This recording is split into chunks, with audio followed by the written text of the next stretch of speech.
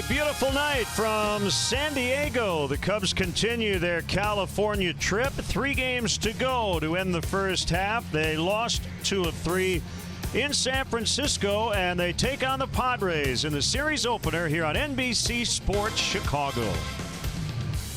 Great to have you with us. Jim DeShays and Len Casper with you. The Cubs welcomed back Chris Bryant on Wednesday, and he homered in his return from the DL. Yeah, his first game since June 22nd, and the Cubs played well without him, but obviously after a while you're going to get exposed if you don't have Chris Bryant in the lineup. So good to have the big guy back. He drew a couple of walks and hit this 2-run home run to straightaway center field. He returns home, whereas a collegiate he won every award possible. There are the numbers from Wednesday in San Francisco. 1 out of 5, couple of walks to home run. And his buddy Anthony Rizzo really struggling right now. 0 for his last 19. Joe's going to hit him leadoff against left-hander Clayton Richard. And let's get into our starting pitching matchup. Tyler Chatwood's had a rough first half, trying to finish it on a positive note. Yeah, he's given up 7 runs in each of his last 2 starts. Maybe San Diego will do the trick for him. He's been really good here. 4-1 with a 284, 7 career starts in this ballpark. Clayton Richard, his last 6 starts have all been on the road. You see the home road breakdown for him. He's been much better here at Petco. And Richard, a big-time ground ball pitcher. He was their opening day starter. It is gorgeous here in San Diego, and we expect to see a lot of Cub fans here as always. Friday night baseball from California. Cubs and Padres next.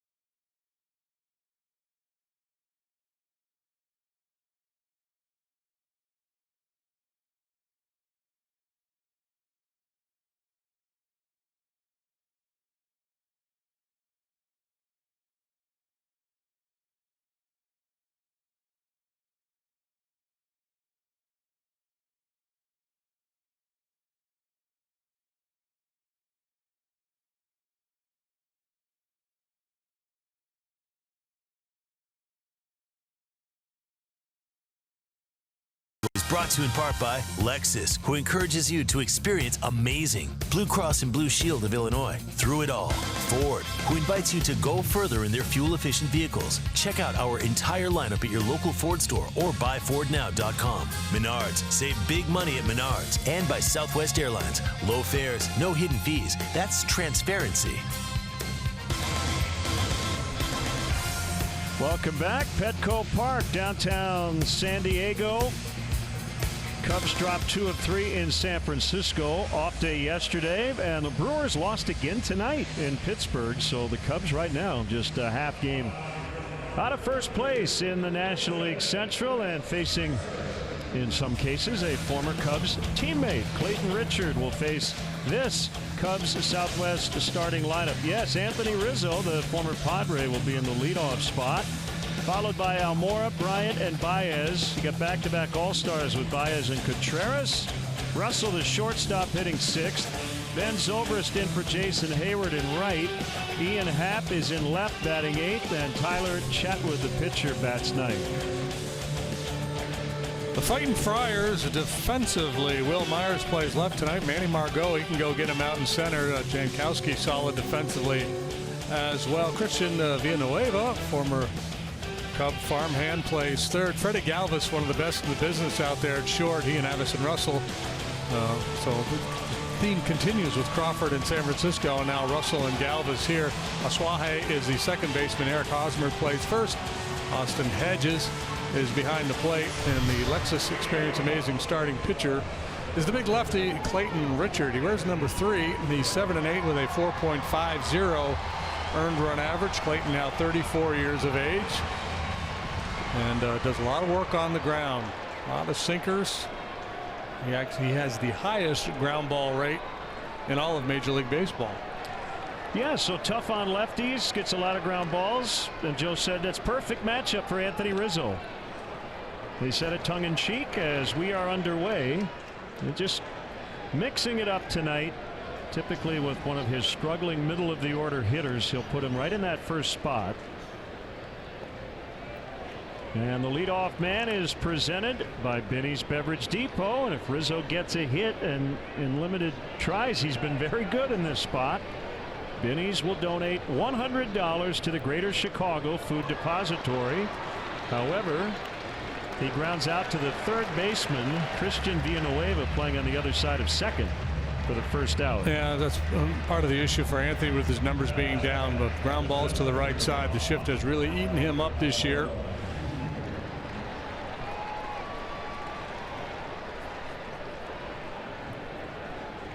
Now Albert Almora Jr. typically in the leadoff spot against lefties.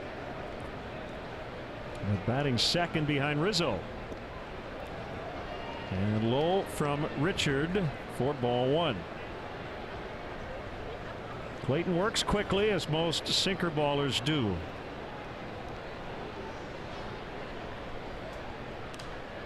And that's fouled out of play. But Richard out there in that brown uniform throwing those sinkers, and folks might think of Randy Jones from a previous generation, a former Cy Young Award winner. Different stature. Richard, a much bigger guy than Randy Jones was. Slurvy slider breaking ball. He also has a changeup.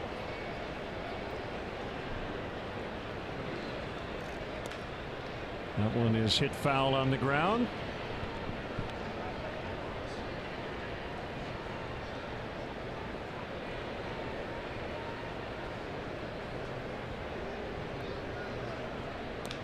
And that came back up and hit him. So still 1-2 on Almora. Jim Wolf is a home plate umpire. DJ Rayburn at first. Ryan Blackney at second, and the crew chief Sam Holbrook is over at third.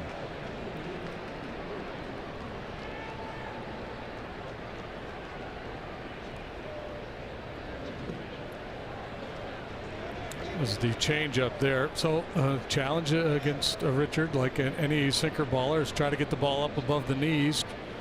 Try to get on the backside of that baseball, not the top of it. That'll get out of play.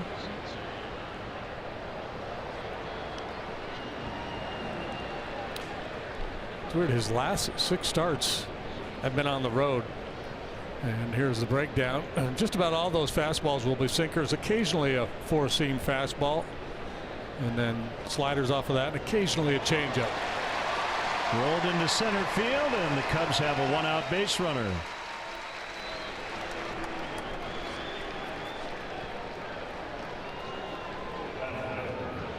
So normally against a sinker baller, a guy puts it on the ground as much as Richard does. You think about trying to run to stay out of the double play. He's induced 17 of them, tied for the most in the league. But he's really quick. He's got a great pickoff move, and the guy behind the plate, Hedges, is really good. So the straight steal, not really much of an option. Maybe, depending on the combination, maybe a little hit and run. A strike on Chris Bryant, second game back from the disabled list. 74 beautiful degrees as we got started tonight. And the 0-1 ground ball to third. Villanueva will get one at second. Relay in time. A 5-4-3 double play, and that's what Clayton Richard is really good at. And the Padres are coming up against Tyler Chetwood when we come back.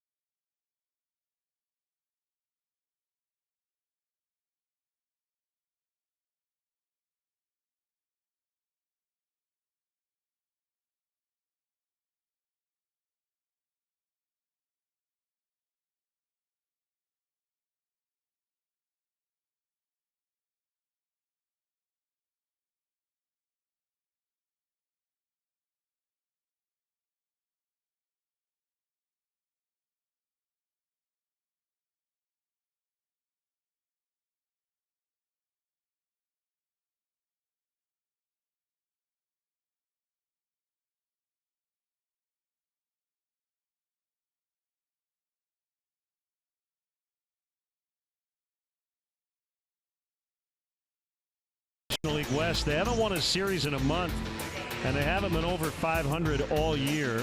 Now their Southwest starting lineup: Jankowski, Asuaje, and Myers. 1, 2, 3. Eric Hosmer is a Padre for the next 8 years. He signed a big free agent deal. The former Cub farmhand Villanueva has hit a ton of home runs. Freddie Galvis has started every game. Manuel Margot in center hits 7. And the battery bats 8 and 9, Hedges and Richard. Cubs defensively, and it could be a busy day for the infielders too, with Chatwood out there. Hap, Almora, Zobrist in the outfield. Bryant, Russell, Baez, Rizzo third to first. There's a ground ball for you. Russell will cut it off, and the throw is in time. Boy, it looked like Jankowski beat it out, but yeah, DJ Rayburn called him out, and the Padres will take a look at it. Jankowski has outstanding speed, got a nice break out of the box. Addy did everything he could. It's really close. Does it merit a challenge this early in the ball game if you're Andy Green? And he will challenge.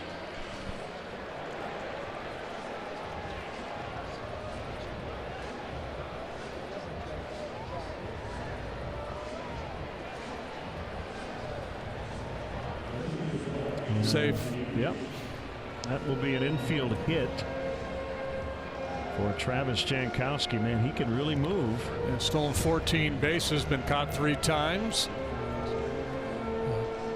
Padres don't do a whole lot offensively. They do have some guys that can run a little bit. Are we sure that's not Bronson Arroyo? A little Arroyo meets Spicoli kind of combo platter. Padres are last in the league in runs scored, next to last in home runs, hitting just .232 as a team. And let's turn our attention now to our Alexis experienced amazing starting pitcher. It's Tyler Chatwood out there for the 17th time. 3-5 with a 5.01 ERA. League bats .245 against him. That hasn't been a problem. Slugging hasn't been a problem. The problem has been walks. He's issued 70 of those in 79 innings. Jankowski has 14 stolen bases, not running, and the first pitch to Aswahe is a strike. And Tyler 6-2 lifetime against the Padres. I showed you his good work in this ballpark. 4-1 with a .284 at Petco. This is the Padres Friday night look. The brown and gold, and I like it. I think they should go all brown, but they're tiptoeing back toward it. Slowly but surely.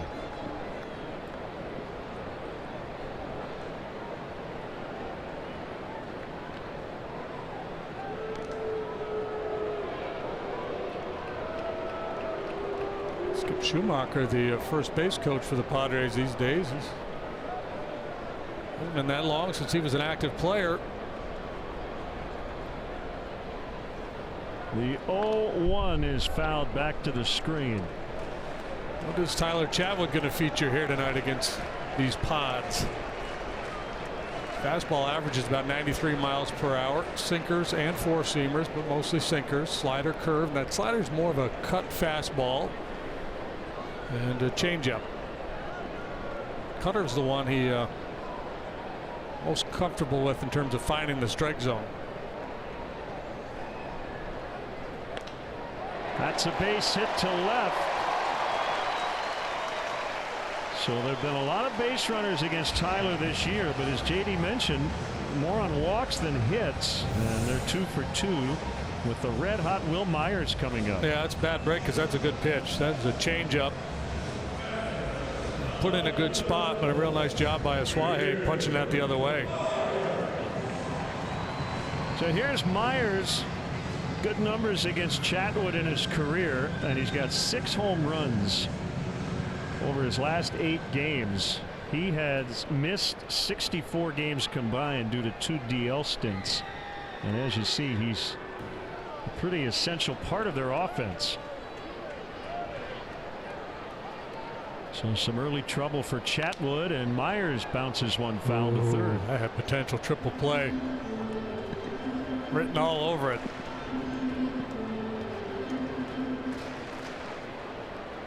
Well, the Padres strike out more than any other team in the league, and they walk the fewest times in the National League. That's a bad combination. .232 team batting average, ranks 13th out of the 15 clubs.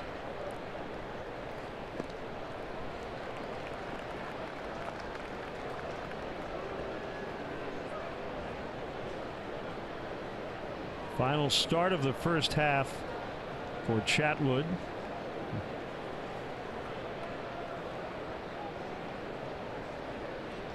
Here's his 1-1, and it's downstairs for a ball. 2-1 on Will Myers. Recently had a 3-homer game in Arizona, and it made history. It was the first ever 3-homer performance by a player with his team losing by double digits, a 20-5 loss.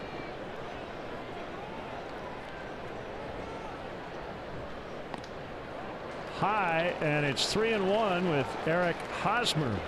Yeah, he got a hot hitter who's seen Tyler well in the past. Hitters count. This is a big pitch here in the very first inning of this ball game. Myers hit 30 home runs last year, 28 the year before.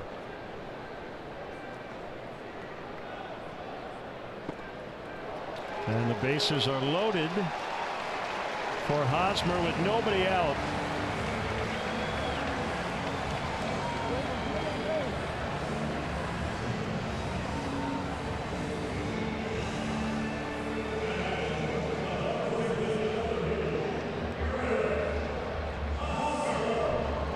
StatCast powered by AWS. First 3 pods have reached. And it's their first baseman, Eric Hosmer, 0 for his last 11. Kind of an interesting note. He leads the majors hitting to the opposite field. When he does that, he's batting .530. And the Cubs are playing it pretty much straight up on the infield.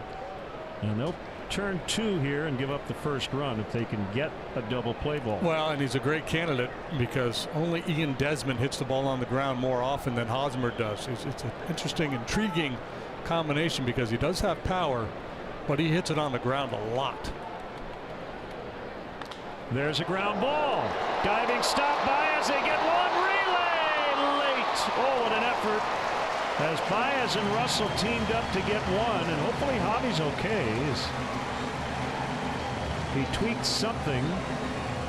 So that'll be an RBI fielder's choice for Hosmer, and the Padres lead 1-0. Boy, and they almost turned this into 2. This is just spectacular yet again. How about this? The little no-look backflip. My goodness.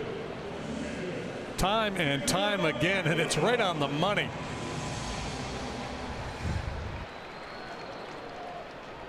So Javi needs a second. Not quite sure what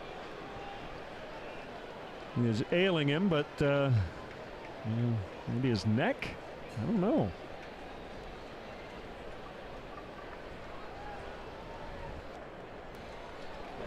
There's Christian Villanueva with 18 home runs. He hit 3 in a game in April when he was the Rookie of the Month in the National League. Spent some time in the Cubs system after being acquired from Texas along with Kyle Hendricks in the Ryan Dempster deal. Yeah, Cubs felt he was going to be a good player, but he was blocked. It's a Cub minor leaguer, showed great promise and a lot of doubles. And now it's been able to hit the ball out of the ballpark, hitting the ball in the air much more frequently this year than last.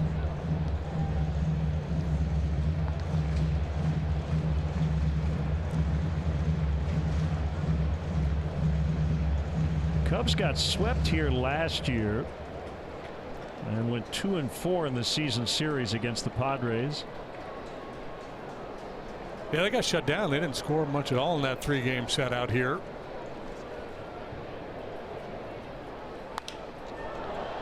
Popped into shallow right. Asuaje ready to tag, but he doesn't have a ton of speed. Zobrist makes a catch, and Asuaje's going to hold.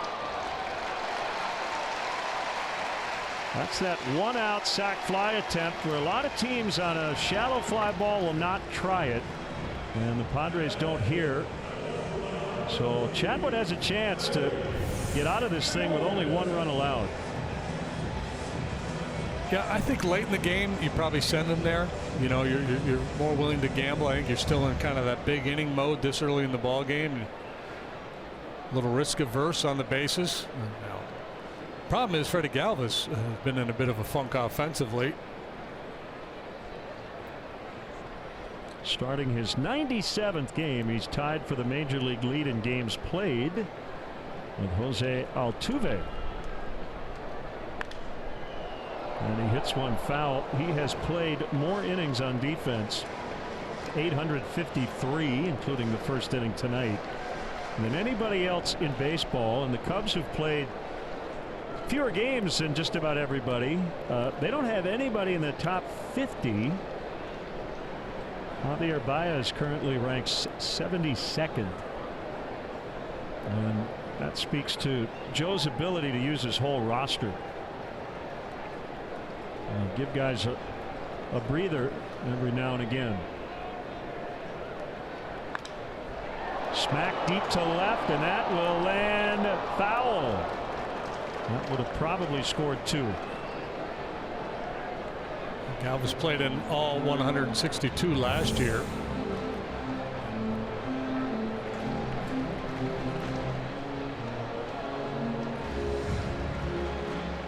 So when he was with the Phillies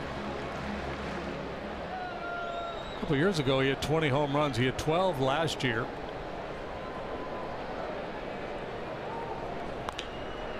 Ground ball. Baez ranging to his glove side, and Chatwood does limit the damage. Padres pretty aggressive, swinging early in the first, leading 1-0.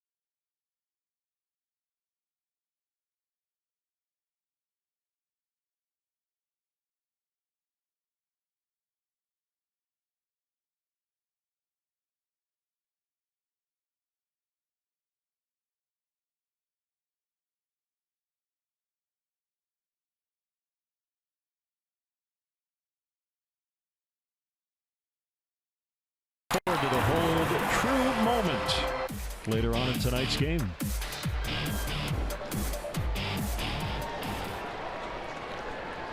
Baez leads off for the Cubs here in the second. And tapped foul. Richard got that double play ball to get out of the top of the first.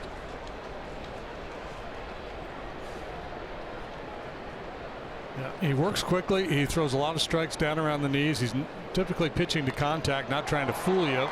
Blistered to right. And he just missed a homer. It's a fair ball. Baez on his way to second. Javi didn't really get out of the box quickly. He thought it was a home run. But I don't think it was. I think it hit the screen right next to the pole, a little left of that, and below the yellow line.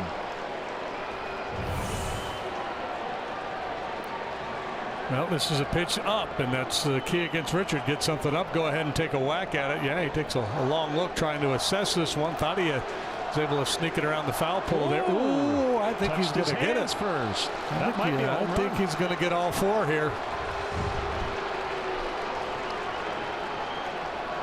Well, he dazzled with the defense in the bottom of the first, and now appears to be a leadoff home run. And this should end up being a crew chief review. Joe will not have to waste a challenge. Clearly hit the hands of the fan first, and I'm thinking what you're thinking, that they're going to give him a home run. I mean, it's tough because he's leaning a little bit. I don't know if they're going to. And typically, when a fan reaches into the field of play, you know, they can eject the fan, but I don't necessarily think he reached too far over that railing. It's a natural reaction. He's all shamefaced out there. Yeah. The reaction you're hearing is from the Cub fans that are chanting Javi now. This is a tough call because even though it looked like it should have been a home run, the original call was not, and they might not have enough to overturn it. If we were on the playground, we'd settle it and just put him at third. Here, I'll put a singleton on the desk. I'll bet you $1 that it's a home run. Are you up for it? Oh, $1? Can we make it 50 cents? Sure. Okay. Yeah. I'm in. No, we shouldn't bet money. I don't want to bet against them. Rule 21, bet. Rule 7, 21.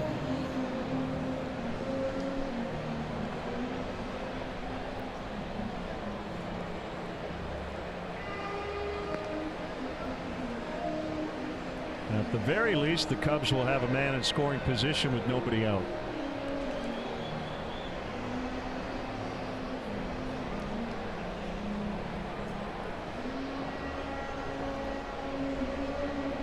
And if it is a home run, it would be his 19th.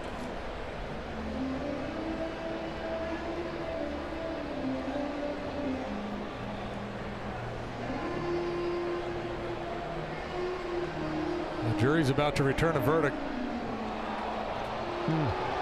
Well, I'm surprised. I'm not a buck. I could have won, man.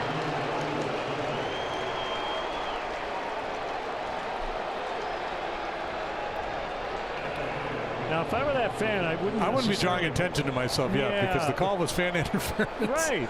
I think you probably should just sit and enjoy the rest of the game, however long it lasts. Another all-star Wilson Contreras, just as Richard was going to throw to the plate, time was called.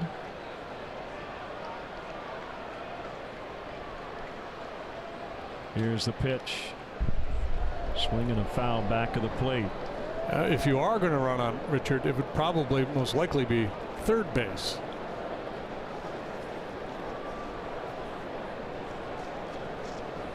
Swahe fairly tight, keeping an eye on Javi out there.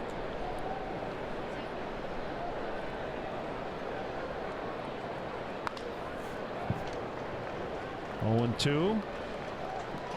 Clayton, a very popular teammate. Cubs had him and loved him. He was a Padres opening day starter. 207 quick outs recorded this year. That's 3 or fewer pitches, by far the most in baseball. There's another one. Although Contreras believes he got a piece of it, and Jim Wolf agreed. So it'll be at least a 4-pitch sequence here. He must have ticked it. Richard is on a pace for over 200 innings. A plateau he has reached twice previously. Last September signed a 2-year extension. 1 ball and 2 strikes. He's averaging 6.2 innings per start. That's 4th in the big leagues behind Scherzer, DeGrom, and Aaron Nola. Yeah, after his last start in Arizona, he threw a little more in the bullpen. Wanted to work on some things, and it was top of mind. He didn't want to wait until his next bullpen session. I guess it's like getting up at 3 o'clock in the morning and you wrote a lyric to a song and can't wait till the morning. You just got to write it down. You know, like a golfer after a round running right to the range to tweak their swing or try to reinforce something. Another ball bounced foul. Start was at Arizona. He went 5 innings, allowed 5 hits, 3 runs. He walked 4. Normally good command, but his last 2 starts he's walked 9 total.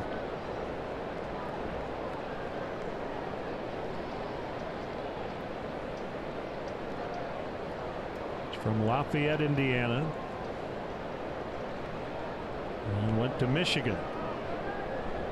2-sport guy. Called strike 3. No argument from Contreras. Grab your friends and get your Cubs gear and get out to Wrigley Field, because the Cubs want everybody in. The best availability for tickets this month is the 4-game set with the Diamondbacks, July 23rd through the 26th. Play them now to get the seats you want at Cubs.com.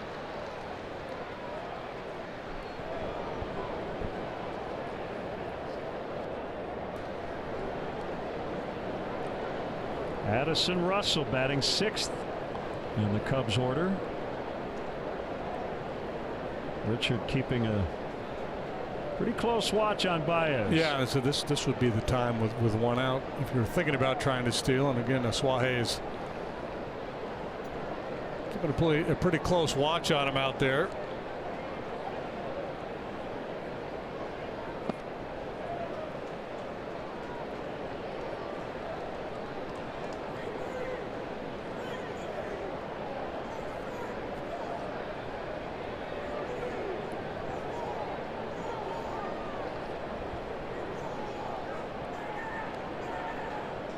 Baez faked toward third, and Richard missed again.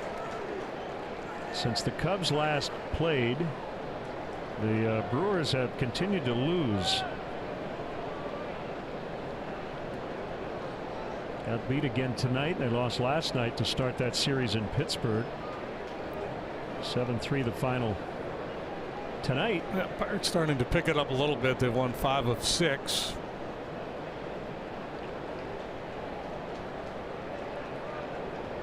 Actually, since the Cubs finished their game on Wednesday, the Brewers have lost 3 games in 12 innings in Miami, and then 6-3 and 7-3 in Pittsburgh.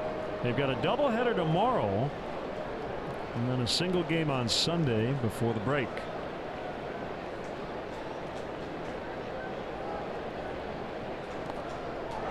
That will allow Baez to get to third, and he's going to take less than aggressive turn. I thought he might think about it.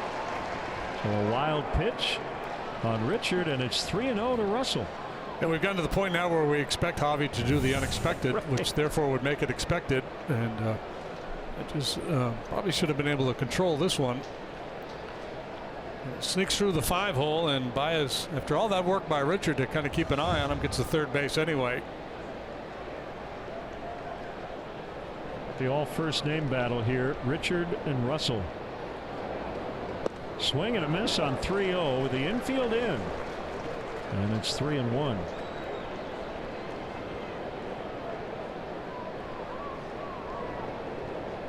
Yeah, you want Russell swinging here. You want him to try to be aggressive to drive this run in. Obviously, you can't chase that one. Well, now they can back the infield up, play for 2, and again with Richard's ground ball tendencies, it's a strong possibility. He induced a major league high 4 ground ball double plays a couple of starts ago in Oakland. There's Andy Green, the Padres manager. So here comes the Javi potential steal of home situation, right? Lefty on the mound, first and third, 1 out. But Andy Green, obviously, and paying attention to what's been going on with the Cubs, got his guys on high alert. Ball 1 to Ben Zobrist. He's in right. No Jason Hayward tonight against the lefty.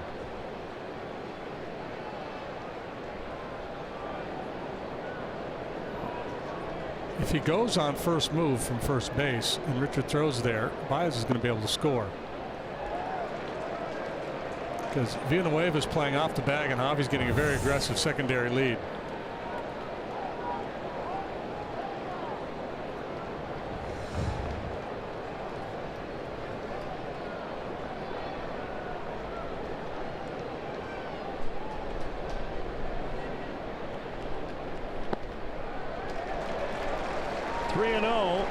Ian Happ is on deck. The base runner is clearly getting into Richard's head here a little bit.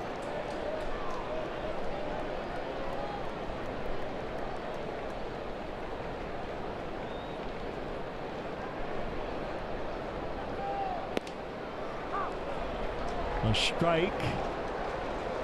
Certainly didn't have to be. The Wolfman probably anticipating strike on 3-0. Saw Zobrist recently against a sinker baller move up in the box. That was as a left-handed hitter. Bases loaded.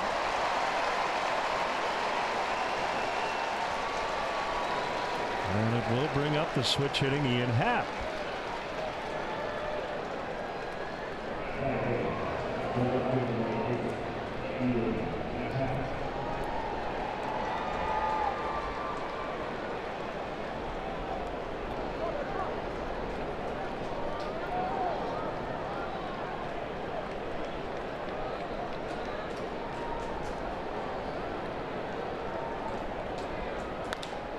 Ground ball. Galvis can't get it. Cubs will take the lead. 2 runs will score, and it's 2-1. Ian Happ from the 8th spot comes through.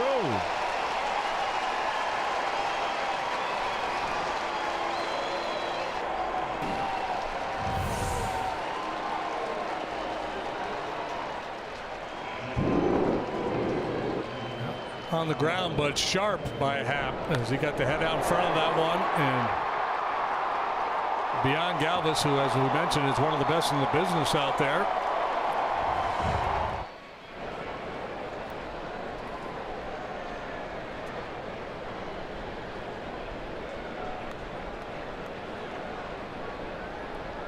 Now the pitcher Chatwood, remember, he loaded the bases with nobody out in the first inning, and as he bunts foul, only gave up 1.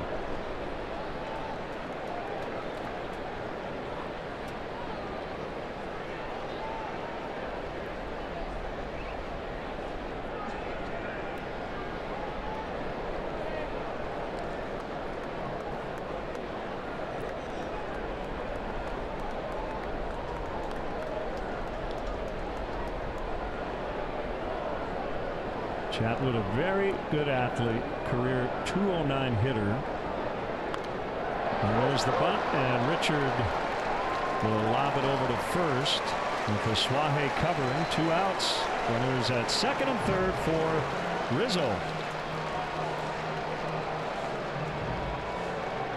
Anthony grounded out to start the game, but in his 16 career starts from the leadoff spot, he is 7 out of 14 with a double, 4 homers and a walk, leading off a ball game.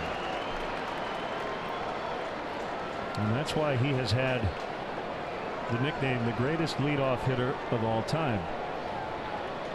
He was trying to snap an 0 for 20.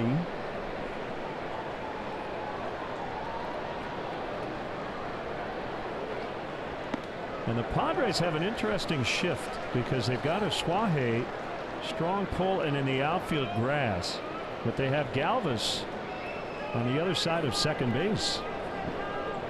And Anthony, against a left-handed pitcher, more likely to try to punch the ball through the middle of the diamond, and less so on the pull side, especially in an RBI situation.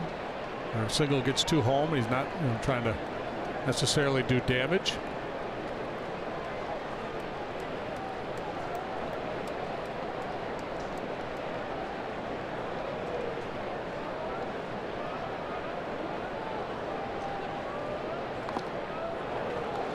One and two on him.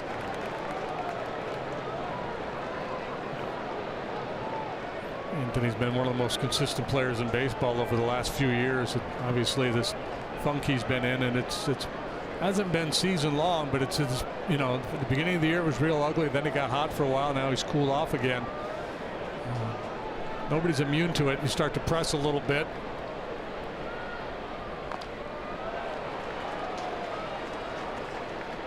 Hoping he can have a good weekend here heading into the break and then reset and get after it in the second half. Yeah, and the thing is, this is where he started his major league career, and that first go around with the Padres did not go well.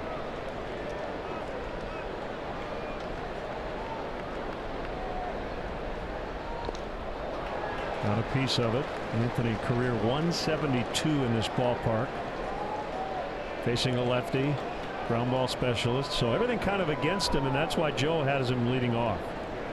Almost the reverse psychology.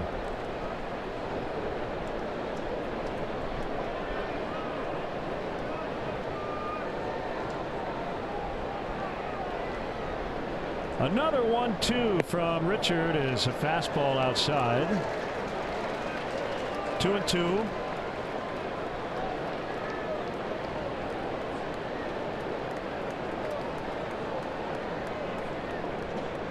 Has a base open, so he doesn't have to give in, but he'd feel more comfortable going after the lefty than Almora.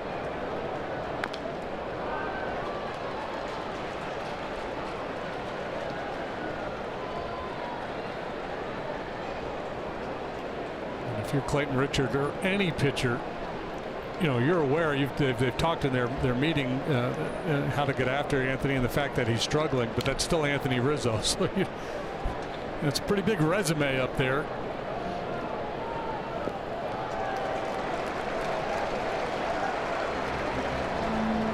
Has worked a full count and really making Richard work. That was his 30th pitch of the inning.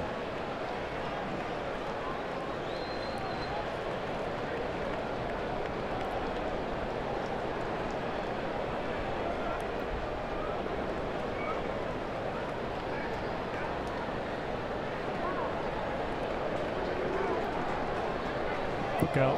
Richard didn't hear time being called. Yeah. I mean, there was a long time, too, when time was out. And those guys, when he comes set, he's not looking to the plate. So not until the last minute that he turns towards home. At that point, everybody else was already on vacation. Just kind of taking a little breather.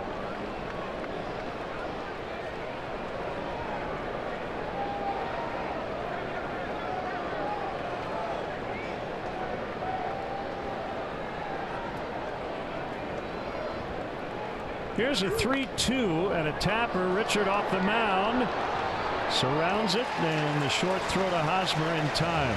Ian Happ with a 2-run single, and the Cubs lead early 2-1.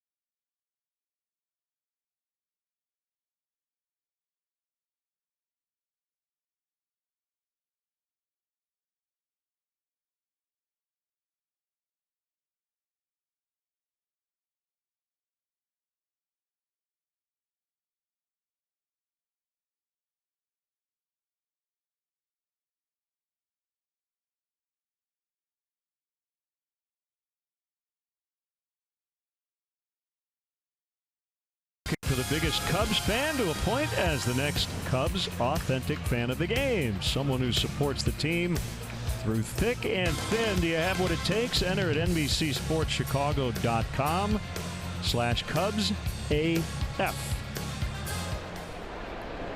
Manuel Margot takes a strike. Bottom 2, Cubs 2, Padres 1.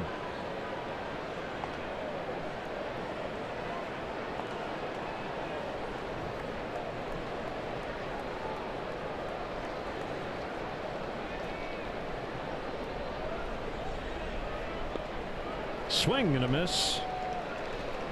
1-2.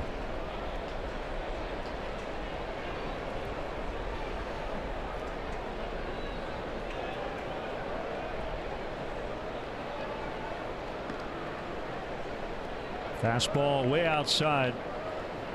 Hedges and then the pitcher Richard for the Padres.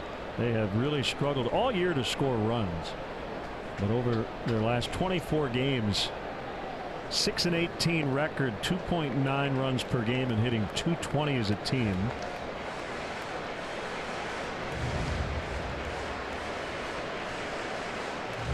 The strength of their ball club, they've got some good defenders, and they've got a good bullpen.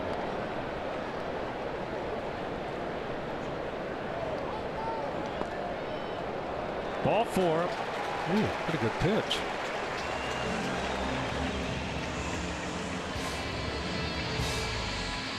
Time now for a cricket smile. This young Cub fan, look at that. The Joe Madden beard painted on her face.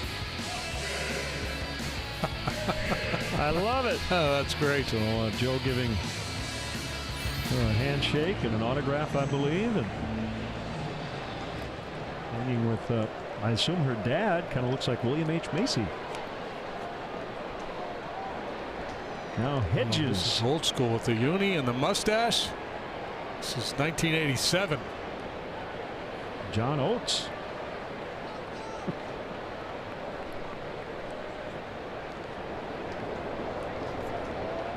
Double play depth up the middle. And a strike. By John Oates, you mean as in Hall End? Yeah. Not Johnny the ball player. If you gave him a lot more hair. Yeah.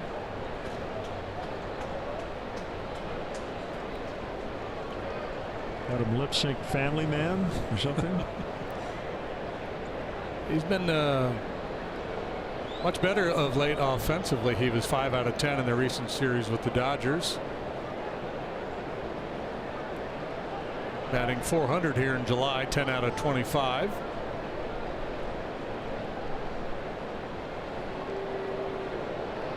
Margot can go. He's got speed. He has not been an efficient base stealer.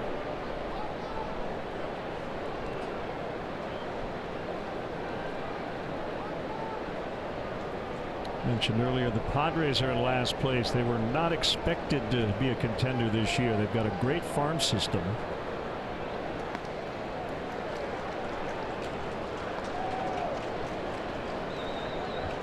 One ball, one strike on Hedges. This is year number 3 for Andy Green at the helm. MLB.com has their system ranked as number 1 in baseball, better than the Braves and the White Sox. Well, remember a couple of years ago at the winter meetings, they went all in. They acquired a bunch of veterans, and they were going to kind of do it real quick. And then that didn't work out, and so they unloaded a bunch of guys and started fresh. I would assume they'd be in sell mode at the trade deadline here. A lot of folks are interested in Brad Hand, their fine closer. Clayton Richard could be on the move.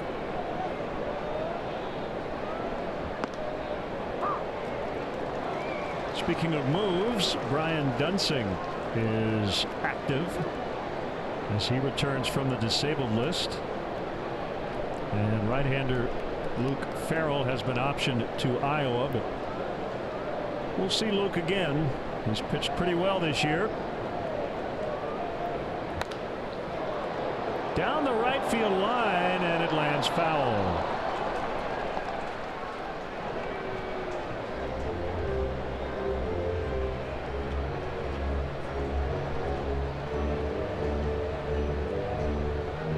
Yeah, the two names to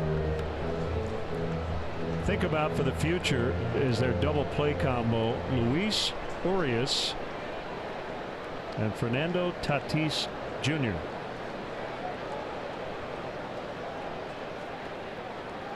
They got Tatis from the White Sox in the James Shields deal.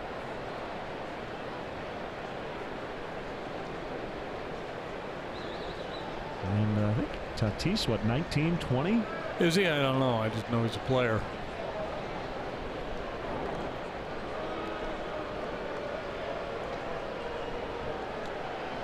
Fernando Jr. is still 19 years old. Right now he's playing at Double-A in the Texas League. He's got 15 homers in 83 games. Still 2-2 on Hedges, who's been in a good stretch here as of late, hitting .400 to start the month of July. Padres have not had a winning season since 2010. They won 90 ball games that year. Finished fourth last season, 33 games out, dead last the year before. That should be two, and it is 6-4-3.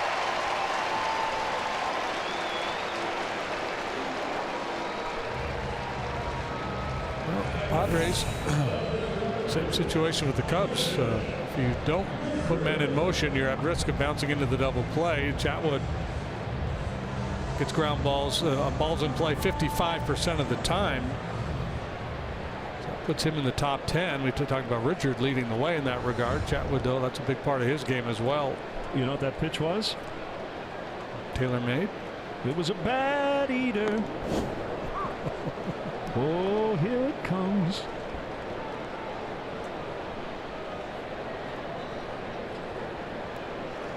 Only on the West Coast.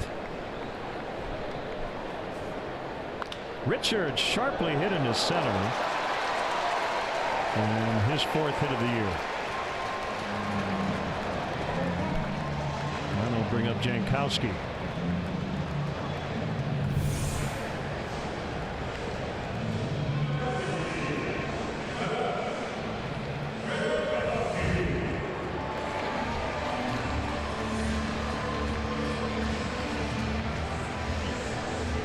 They were probably talking about the pitch Richard threw after time had been called.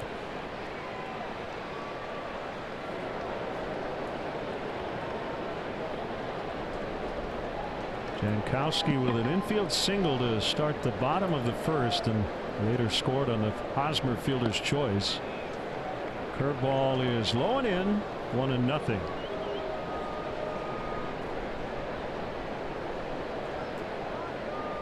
Chatwood had a .314 through his first 8 starts, so while he was walking people, he was largely successful. That one is crushed way back, and the Padres lead again.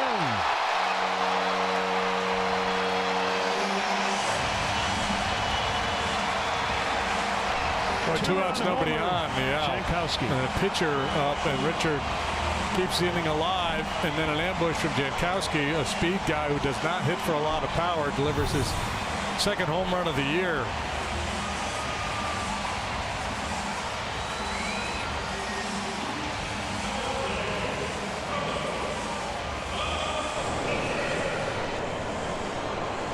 The Ford home run replay.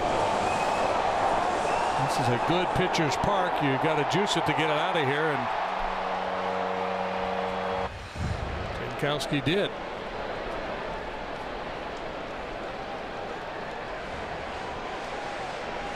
Yeah, I mean, you get the double play ball off the bat of the 8-hitter, you feel like you're out of it, right? That's it.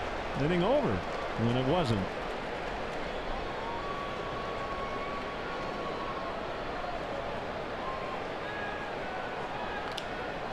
Up in the air, and it's Almora and Zobrist, and Albert's got it. Travis Jankowski's had a huge start to this game. 2 hits, including a go-ahead home run, and it's 3-2 Padres.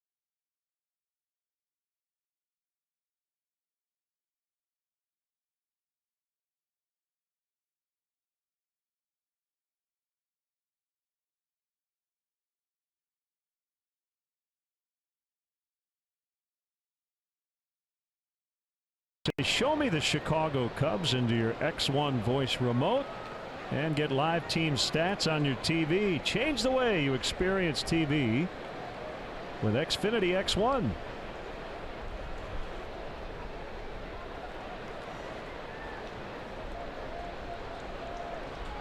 Well, it's 3-2 San Diego, and we're only in the third inning.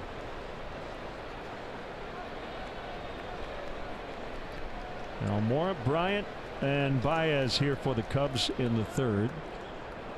And against the southpaw Richard. 1-1 to Albert.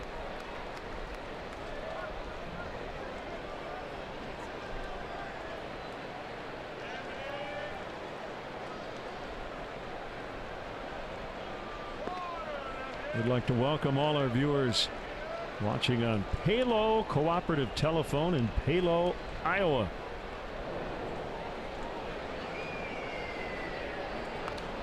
It would be cool if the sister town was called Sell High. I was going to mention your dollar is still down there on the floor from our would-be wager back. Well, I kind of I owe you $1. You can. No, I didn't take the action. Yeah. You should have.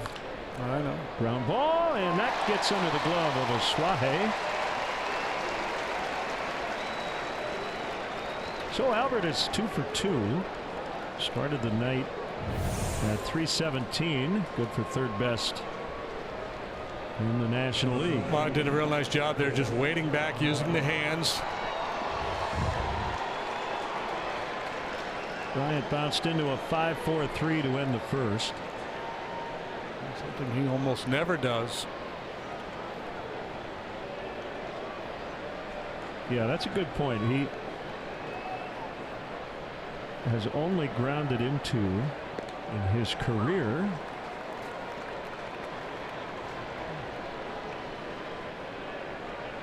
hang on a second.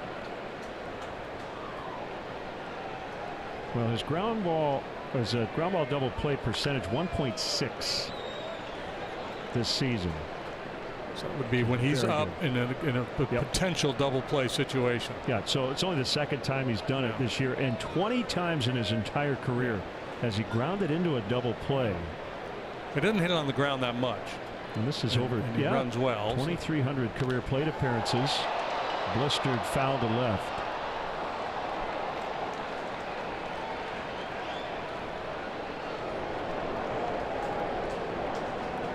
Funny when you're looking at a stats page and the one category you want to find, you can't see it.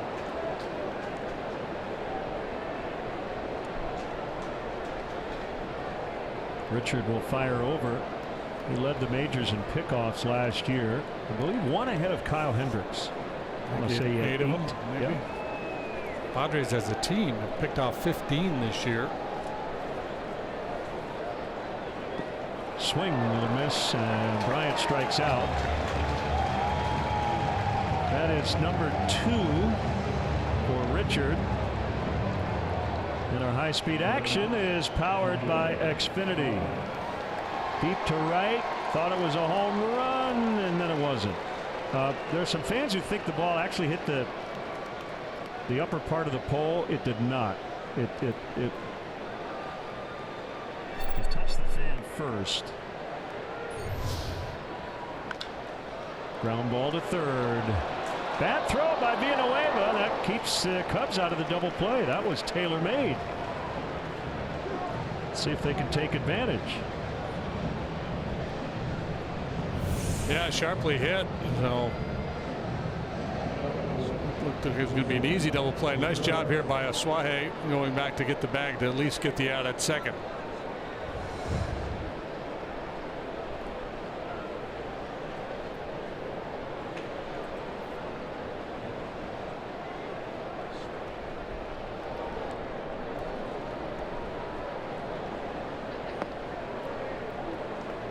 Low for ball 1 on Contreras.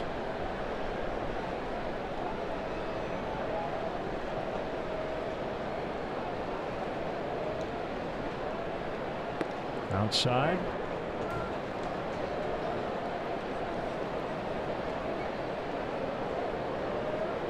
Weird schedule after the break. The Cubs will play the Cardinals 5 times in 4 days. So they'll get a 3-day break, and then it's jump right back on that train going 100 miles an hour in terms of the schedule. Thursday, Friday, and then doubleheader Saturday. Baez runs, and he is out. He thinks he's safe. Tag applied by Asuaje, and Joe will check with the video room. It looked like he got in initially. The question is, did Asuaje get him off the bag after he got there? And you can't read, Richard, if you're going to run, you got to go on first move, as Javi did, and he's so good with that swim move. You almost, again, you kind of assume he's safe. So he's a little light with the tag, so he's safe. Safe there, but the call was made. And safe again there. And there may have been a brief moment where he became unattached to the bag. So right there, he got him. 3-2 Padres in the 3rd inning.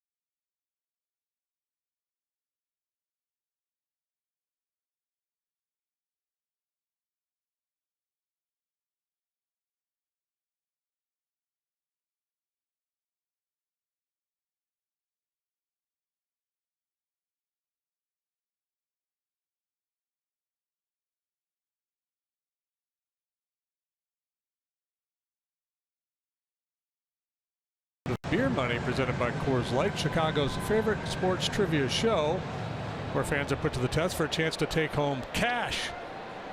Play along Sunday at 7 on NBC Sports Chicago.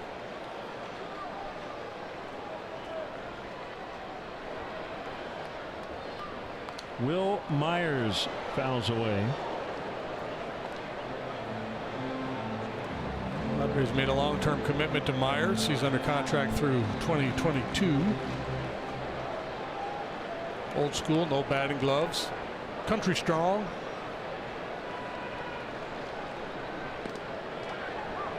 Good curveball for a strike.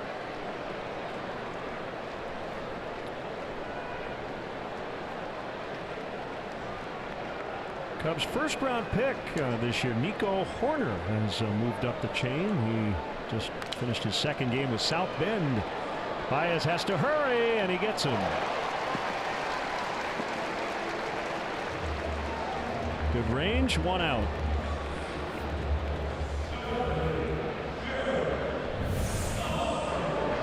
Good pitch. Weak contact. Baez was shaded towards the middle, so he had to range far towards first, and he will make the play. Another broken bat. It has been a bit of an epidemic here lately. Seen a lot more broken bats.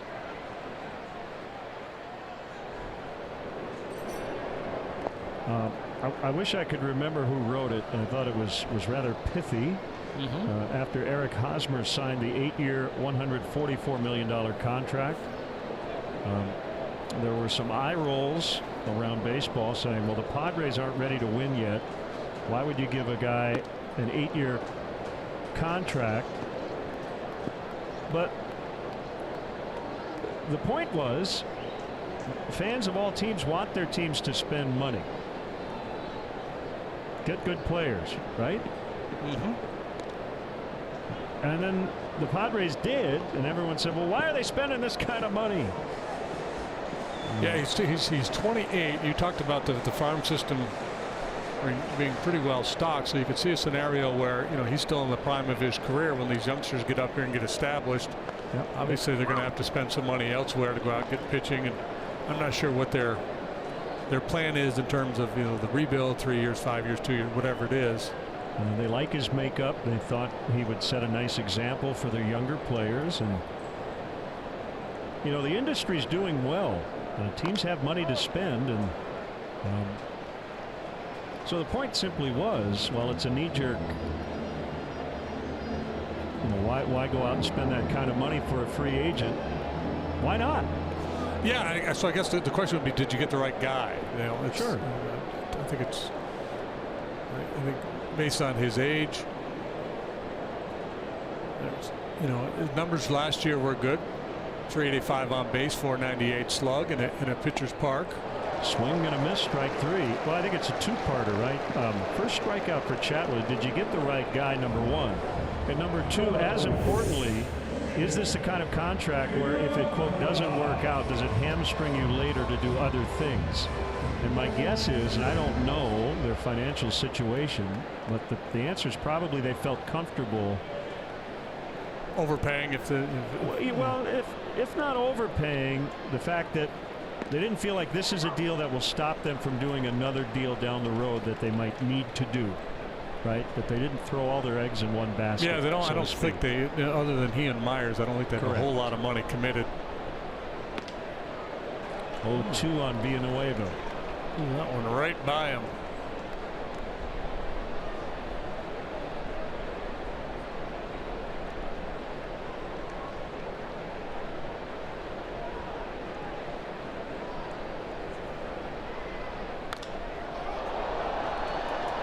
Zobrist in right. Chatwood needed that. A 1-2-3 third. Padres 3, Cubs 2 after 3.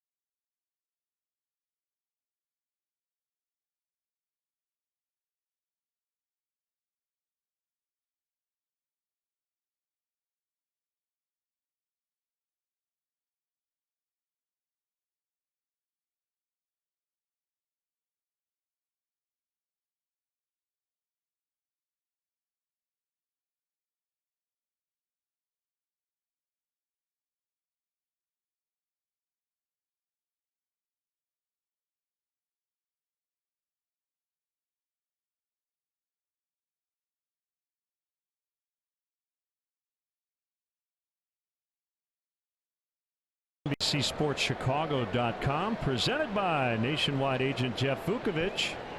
Go to jeffvuk.com or follow him on social media. Nationwide is on your side.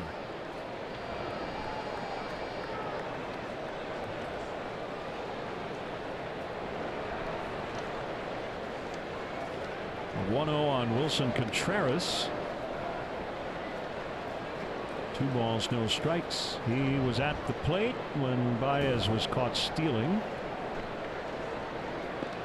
to end the 3rd. Been behind in the count a bunch tonight.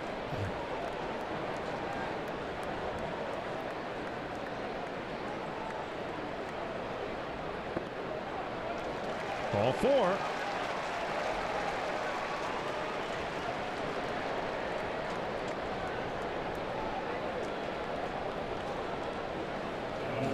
Hey, the Chef Series presented by Maker's Mark offers fans a dynamic menu inspired by celebrity chefs and their take on ballpark favorites. The next featured chef is Rick Bayless, whose Mexican cuisine will be featured July 19th through July 26th. For details, it's Cubs.com/Chef Series. Right up the knees call that time. Goes Richards' way. Russell walked and scored last time. I was looking at a report online. I can't remember exactly where I found it, but it graded out umpires in their ball strike calls. Deep to right, but playable for Jankowski. And Contreras tagging, and he's going to make it. Good base running. Yeah. Continue. High and deep, and he knew it's either going to leave the park or be caught where he was going to have a chance to advance. So anyway, it was the range of correct calls behind the plate from the worst in the league to the best fluctuated between 86% correct and 91% correct. I don't remember who was best. I could probably take it back up. I think Mark Wegner rated very highly. Does that sound right? 86 to 9. That's pretty good, huh? Yes. Right. And so would a computerized zone be above 91? If they got the signs right, I guess theoretically it would be 100. It doesn't have to be perfect, but is it better? I'm sure they could get it better. And I don't know the parameters of this particular study, because I know sometimes when they grade out the umpires, near misses go their way, right? So if the pitch, this is my understanding anyway, if the pitch is just off the plate and they call it a strike, it doesn't work against them. I think they get a ball on either side or something like that. Okay, so if I could prove that the computer zone was 92% or 93, and the current group of home plate umpires is 86 to 91, would that be enough to say let's do it? I wouldn't have a problem with it.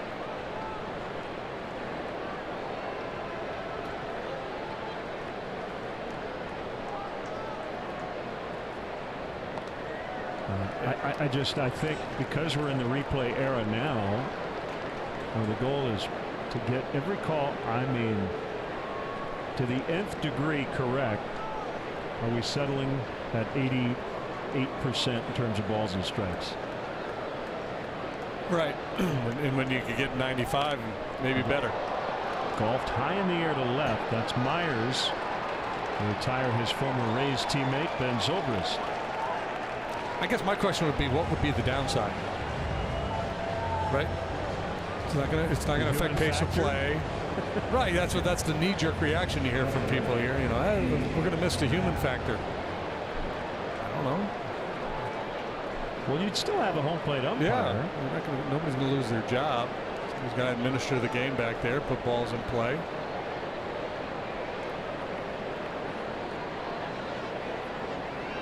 Well, I think a lot of people are concerned whether or not the technology works. Right, and that's the top thing. But I'm saying if we could get to that point where we felt pretty confident that it does work. And then the other question is, do you pick a minor league, you know, one league and do it in 2 or 3 parks? Because you can't, you know, typically you try the minor league rule and then you get it to the big leagues if it works, but you probably would. That's an expensive thing to do. But you'd have to do it. I think you'd have to do it to try it at that level. I'll tell you one thing. I don't know if you saw this week. There was a story about the runner at second in the 10th inning, and apparently some old school baseball people, even in the minor leagues, are saying, yeah. It actually is okay. It wasn't the worst thing in the world. And I'm not even a fan of that necessarily just yet. And if you don't know what we're talking about, there has been some talk of in extra innings, kind of like how hockey goes to 3-on-3 in extra innings. Start the inning with a man on second base and create more run scoring opportunities to help prevent long 14, 15 inning ball games. And just got conked on the head.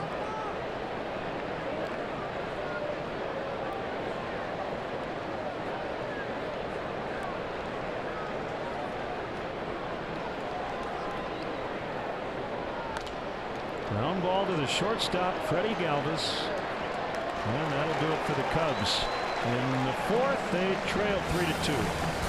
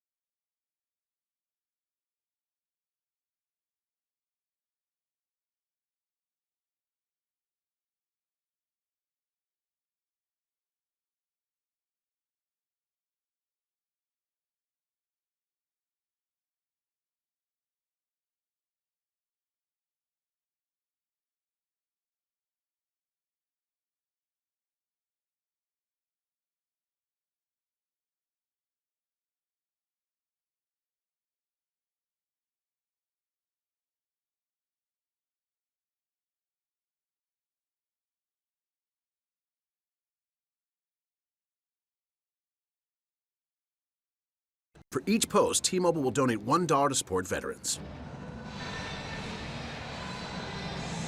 Hey folks, still time to buy tickets for tomorrow's concert, Def Leppard and Journey, along with the Pretenders at Wrigley tomorrow night. Cubs.com/concerts to get your tickets. Jimmy Buffett at Wrigley Field tonight on this Friday the 13th.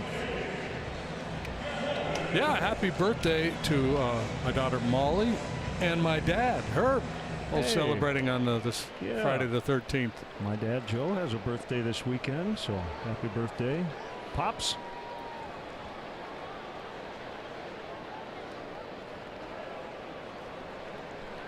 Happy birthday, Betty Anderson. Got a lot of birthdays. One strike on switch hitting Freddie Galvis. I mentioned this earlier. First 8 starts, Chatwood had a 3.14. His last 8, 7.25. So while the walks didn't hurt him early, the walks and the contact here lately have. Yeah, quality of contact against him has gotten better of late. For a stretch there was a lot of traffic with the walks, but not many hits and very little in terms of slugging against him. This feels like an important start because of his struggles here lately. As Margot taps one toward third, charged by Bryant, off balance throw, and he gets him. Yeah, you just never know. You know, one really good start could be a springboard. You get comfortable, you start to get some confidence back. You know, we talked about him being good in this ballpark, so he comes in here feeling pretty comfortable on the mound here. And it's a good matchup in that this Padre team As I mentioned earlier, they walk less than anybody in the league. So they swing the bat. They're not really patient.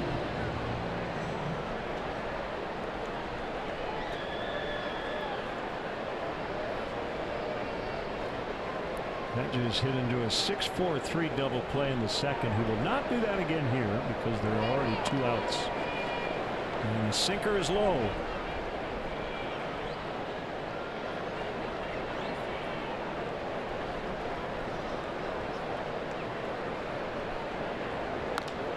Base hit to right.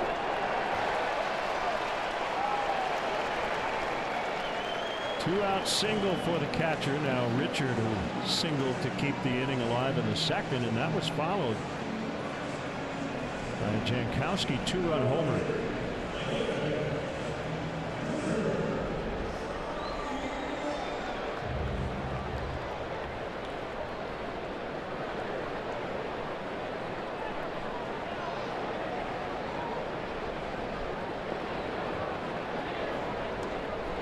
Reds all over the Cardinals tonight. We're in the bottom of the 9th in St. Louis, 9-1 Cincinnati. Was that a Matt Harvey start? It was yeah, Harvey went 5 innings, allowed 1. Carlos Martinez for the Cardinals went 5, allowed 3. 2-0 on the pitcher Richard, who has homered this year. He was off John Gray in Colorado on April 9th. Third of his major league career.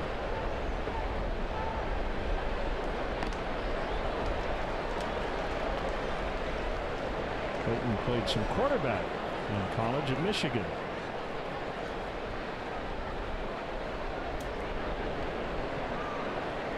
Here's the backup.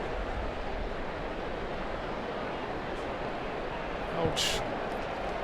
And he's on for the second time. And now Chatwood's got to deal with Jankowski again, who's already gone 2 for 2 with a home run against him. Well, Clayton Richard taking one off the shin and not even flinching.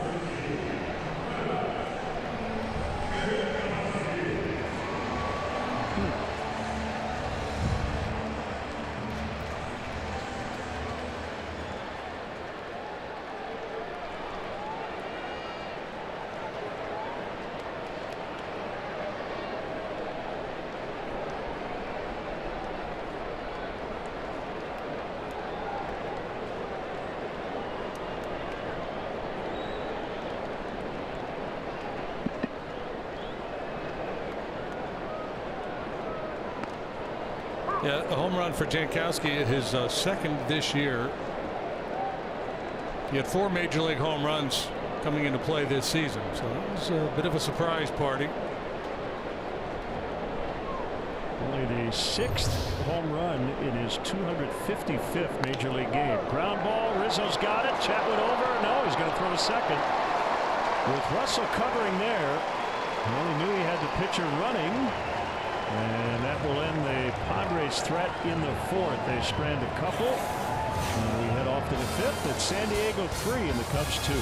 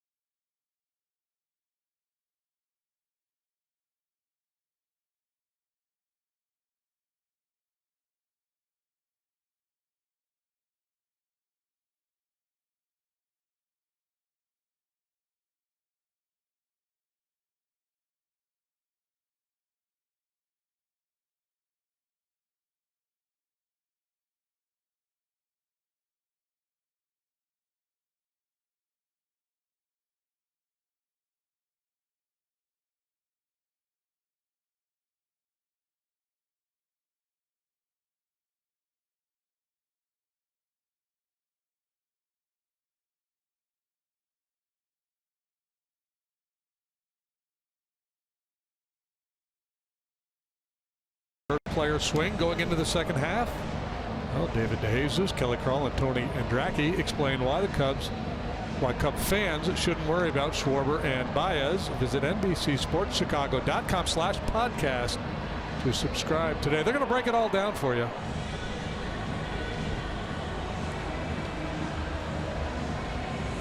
Time now for our Quicken Loans Rocket Mortgage. Jose Quintana was acquired 1 year ago today from the White Sox. 32 starts, a 15-9 record, and arguably his best start was his debut. Man, he was great that day in Baltimore. I want to say 12 strikeouts. Yeah, that sounds right. Yeah, he's been on a pretty good run of late. He's got an ERA right at 3 over his last 8. Chatwood fouls. We're in the 5th.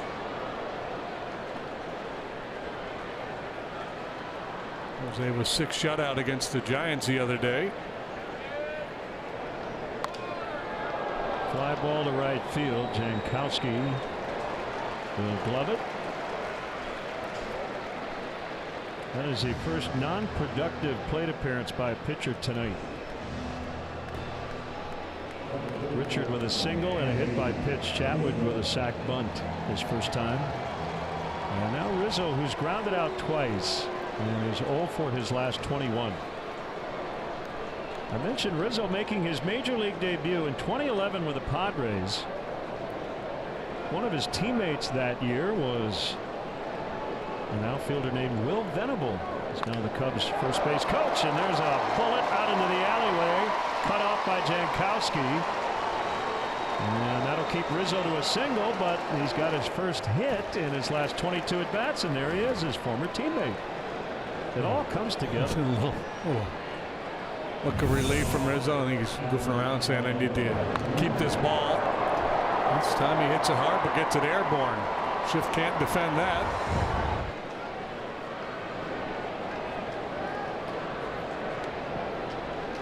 Almora already 2 for 2.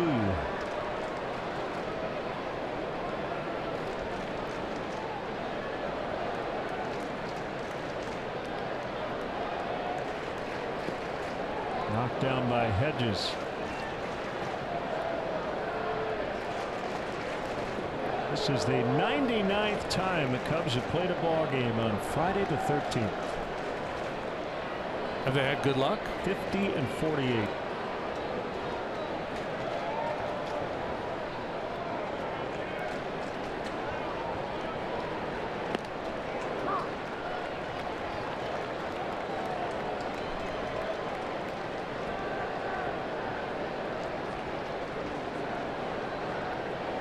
What was the guy's name? Jason in those Friday the 13th movies? Yeah. Jason, was it Voorhees? Well, we do have a Myers and a Freddy. Those are different horror movies, but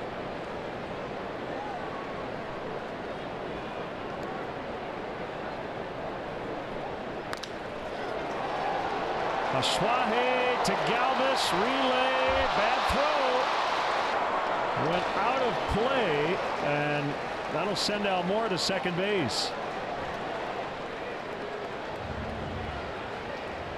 And that's one you definitely, well, let's look. I was going to say, it feels like it was influenced by a big train coming to second base, but Galvis just missed that throw. Yeah, he had to hurry the throw, and it's only the 5th error he has committed this year. It was Freddie's nightmare.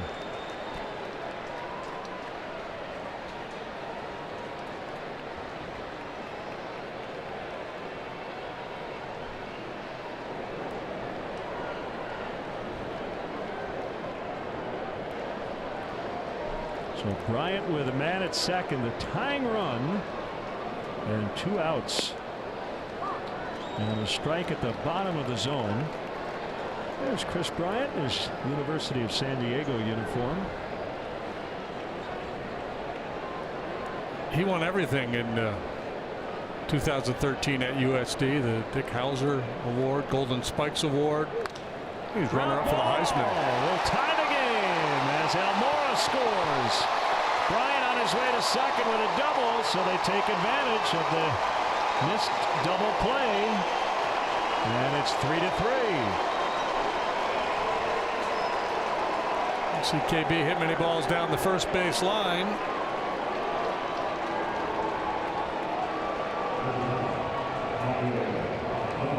Always makes sense for a right-handed hitter against a left-handed sinker baller to try to keep the hands pulled in, and that's exactly what he does, to try to elevate the ball. Pull side, it's much more likely to be a routine ground ball.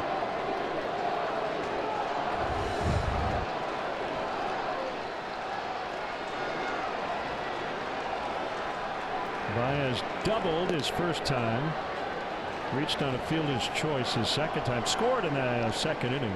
He was eventually picked off by Richard in the third. And there were people watching the replay at home. They thought that ball should have been a home run because they thought it hit the screen on the foul pole. It did not. There's no conspiracy. It was fan interference. And he was credited with a double.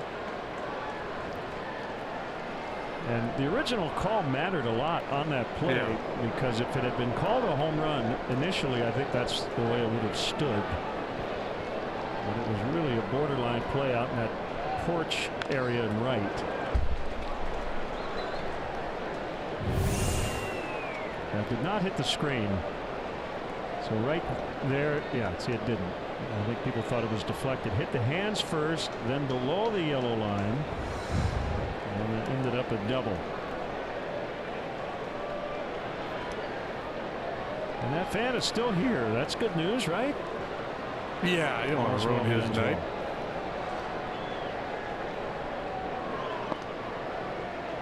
I said I would have settled it the old playground way. I would have put him on third base, but rules don't allow that.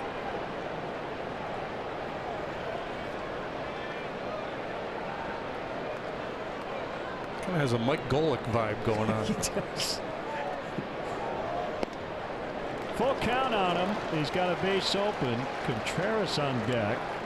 Richard is interesting, and a lot of pitchers don't pick up the target till late, but with a man on second base, I mean, he looks back there a long time.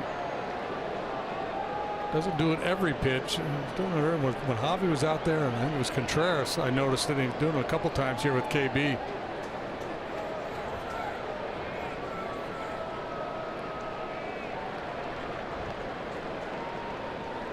I think at times tonight it has definitely affected his ability to throw the ball where he wants to.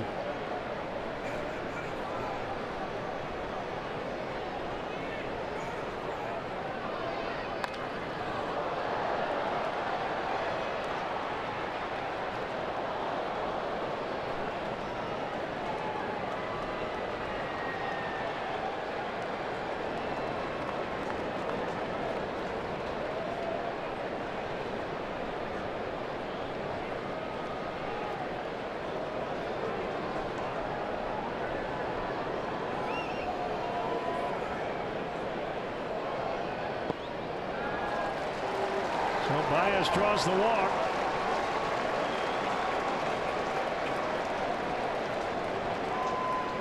Good work, Javi.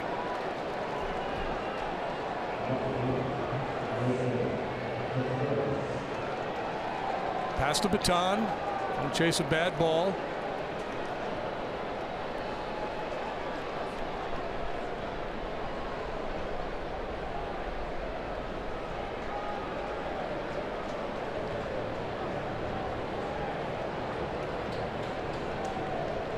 I wonder if the Brewers here are backsliding a little bit in recent days. I wonder if that'll amp up the pressure to make a deal. Well, last I heard on Jimmy Nelson, it was funny when we played the Brewers early in the year. The talk was Jimmy Nelson might be back before the All-Star break, but probably not. And then it got pushed back. The most recent stuff I heard was maybe September. Yeah. So they would seem to be in the market for a starter and a middle infielder. They're reported to be right in the middle of the Manny Machado conversations.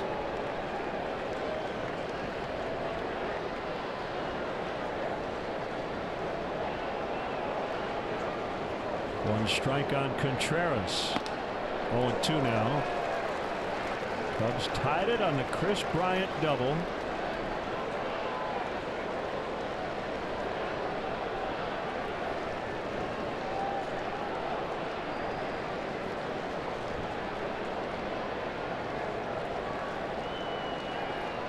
Richard a look at Bryant, and now a step off.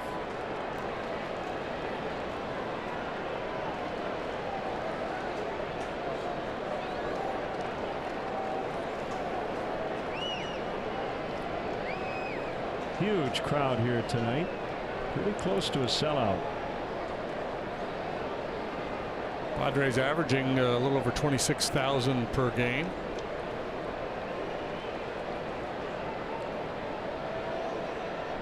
'11th in the National League in attendance.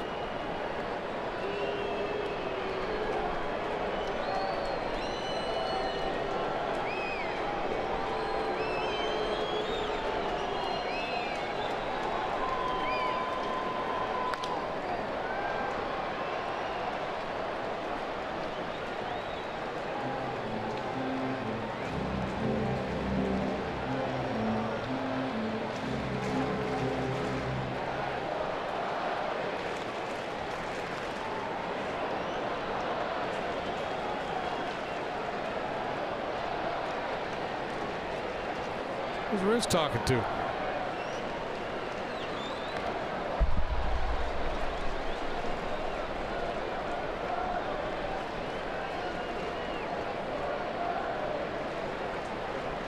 Matt Johnson.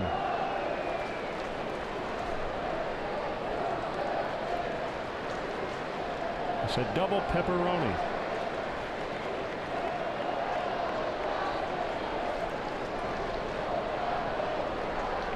Two strikes on Contreras. Here it is. Swing and a miss, and Hedges got cocked again. It looked like on the back of the helmet. Cubs tie it 3-3.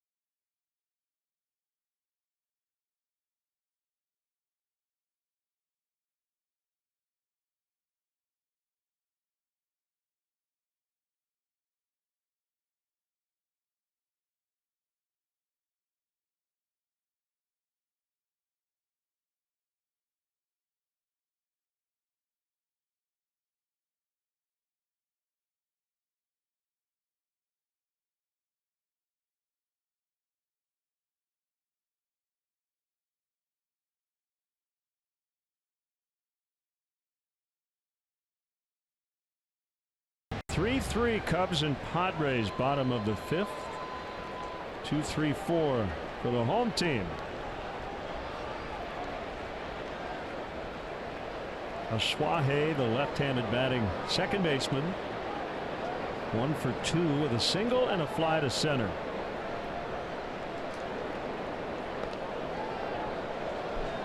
Ball one.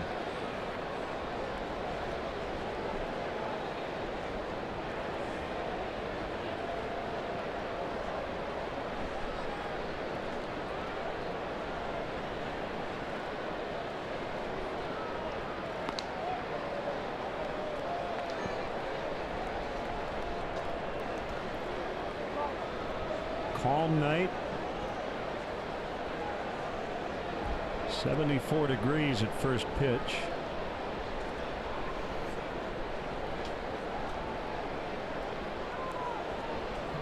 Swahane doesn't hit for power. You want to challenge here. This is now a one-team town in terms of the 4 major sports after the Chargers moved to Los Angeles.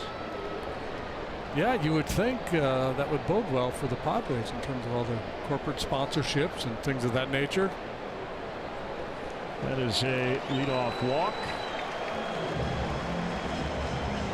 Next Friday, that would be July 20th at 7:30. Bring the family out and enjoy the Under Armour All-Star Game at Wrigley Field. Actually, the Under Armour All-American Game at Wrigley Field. This is your first chance to catch the country's top high school baseball players. Get free tickets while they last. Available in person at the Cubs store at Gallagher Way. Limit 6 tickets per person. No purchase necessary. For more information, visit Cubs.com/UA Games. Wrigley Field, it's hardball and it's free. Yeah, Steve Cishek up in the bullpen. The pitch count, not an issue tonight, but rather the 3-3 score here in the 5th inning. Last time out, Tyler threw a career high 120 pitches in 5 2/3. Yeah, and I think the 4-pitch walk, especially the nature of that the ball one, got everybody's attention. Myers held.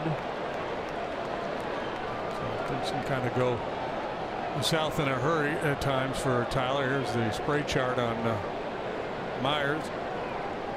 That's why Baez is cheating towards second base, trying to get in that orange zone. Foul tip. 2-1.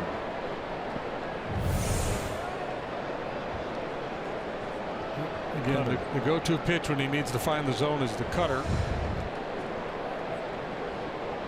It's like a bowler who has that spare ball and doesn't break as much. Swing and a miss.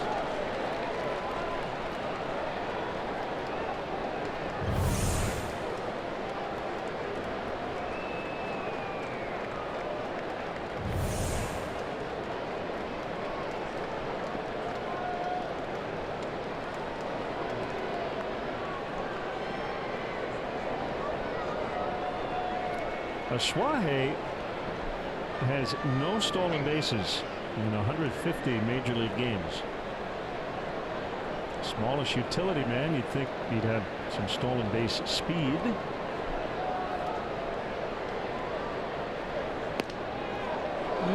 Good try. Thought he had him. 3-2.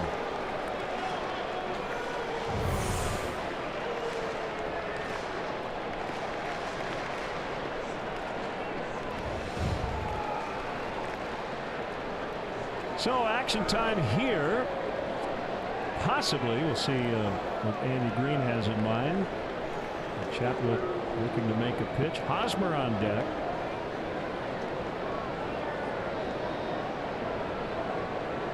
There he goes. And they will stay out of the double play. Backhanded by Russell, and the long throw gets him. Well, an awkward looking play, but Russell made it look relatively routine. He is so smooth.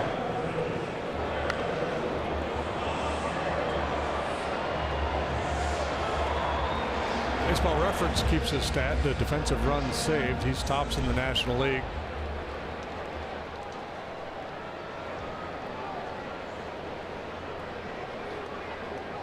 Hosmer with an RBI fielder's choice in the first. He struck out in the third.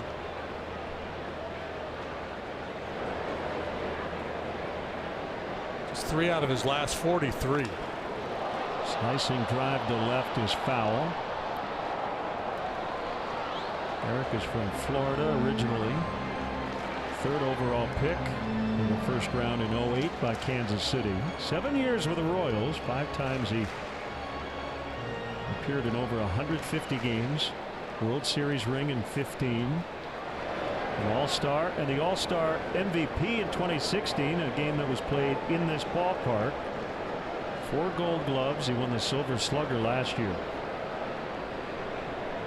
And all that led up to an 8-year free agent contract. Rizzo will smother it.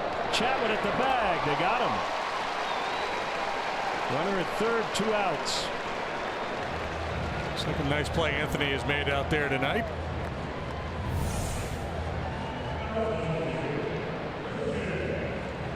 So nimble for such a big man.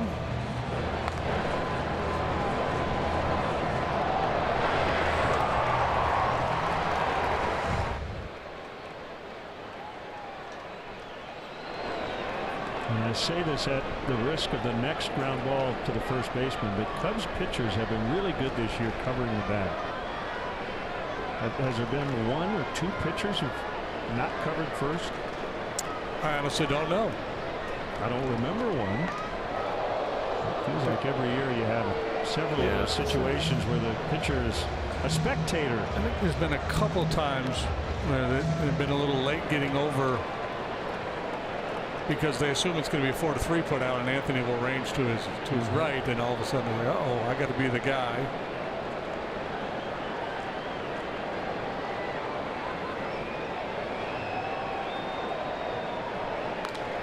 Popped him up. Let's see if Contreras has room. He will not. There is very little foul territory right behind home plate.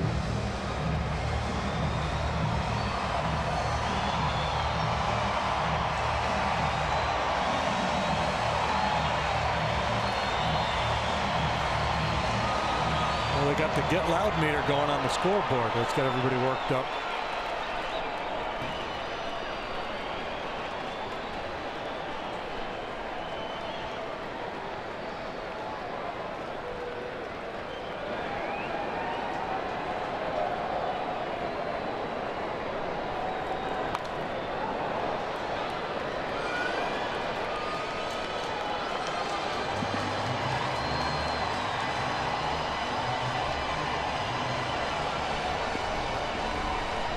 Jake Arrieta, a winner tonight. With 7 shutout innings. The Phils beat the Fish 2-zip.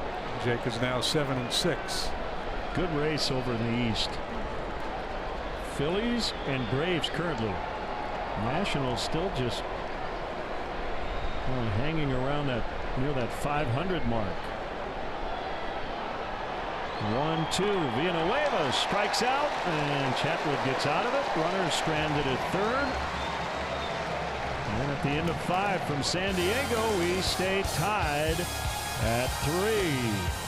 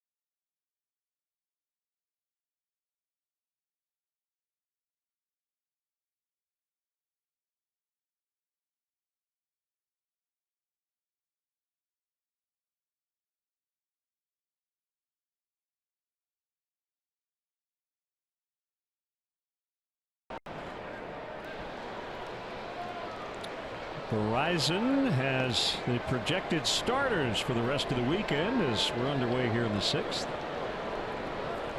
Kyle Hendricks and Luis Perdomo tomorrow, and the All-Star John Lester versus lefty Eric Lauer on Sunday. 3-3 tie.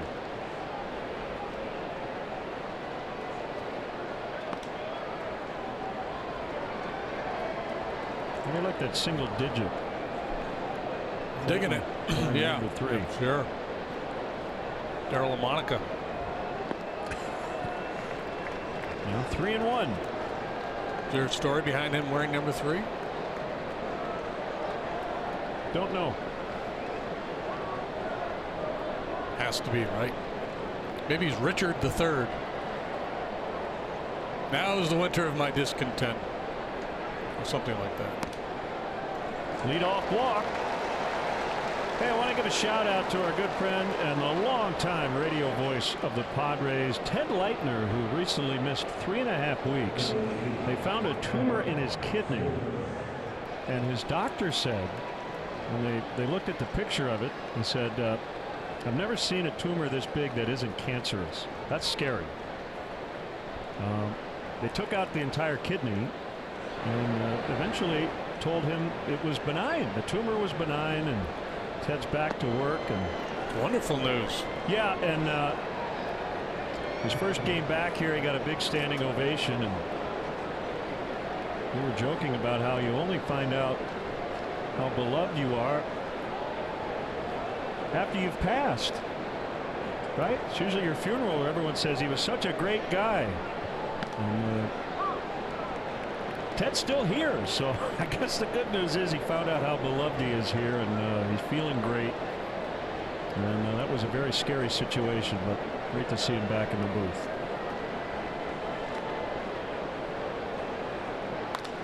Double play chance. Well, a few of those, and this time the Padres turn it 4-6-3. We've been treated to some infield play on this trip.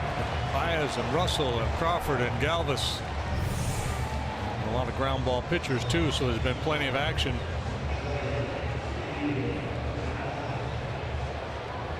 So pushing hard, but got him by half a stride. Ted Leitner's been on the air here for what, 40 years? Forever. Plus.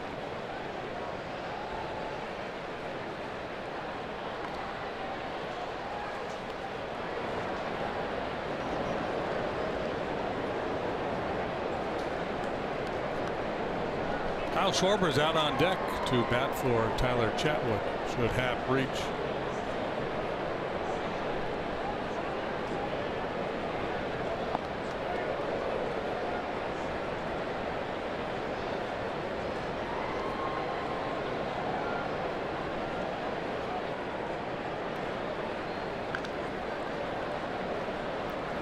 One and two to Happ. Gave the Cubs a short-lived 2-1 lead in the second. It's Phil Maton up for the home team.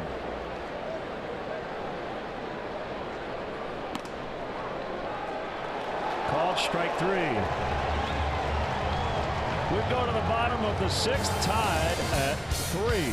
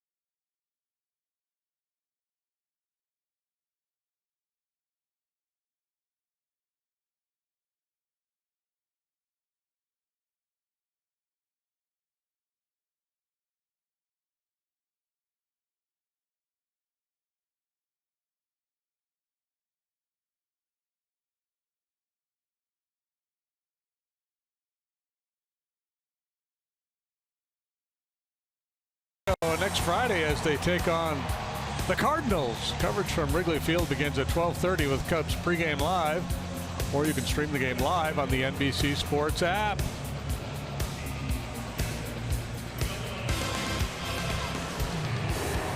Cubs now dipping into their bullpen. It is right-hander Steve Cishek making his 44th appearance. 3-3 tie, bottom 6. Steve Cishek having an outstanding first half. Pitcher spot is due to lead off the inning, so it looks like it'll be one and done for him here tonight.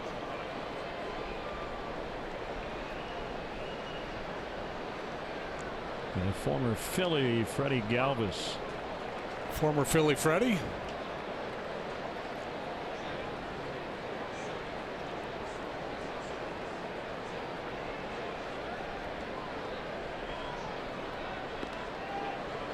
Got the slider over on the outside corner, and it's 0-2.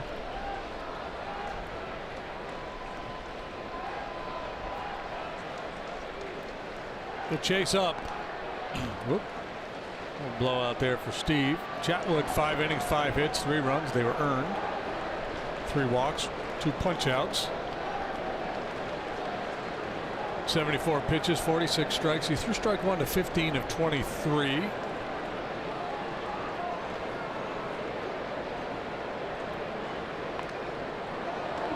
After the Jankowski home run, he settled in and he gave up some base runners, but it looked better. Take some positives out of this one here tonight. Another 1-2 serve and another foul upstairs.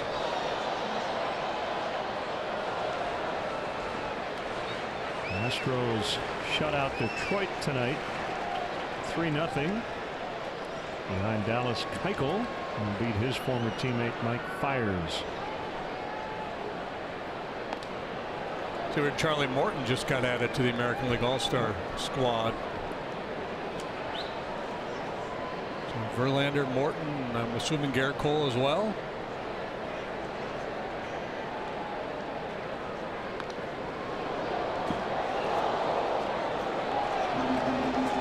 Red Sox lost. No way. Their 10-game winning streak is over. Their 30th defeat. 13-7. Toronto beat them. And Galvis has worked a full count.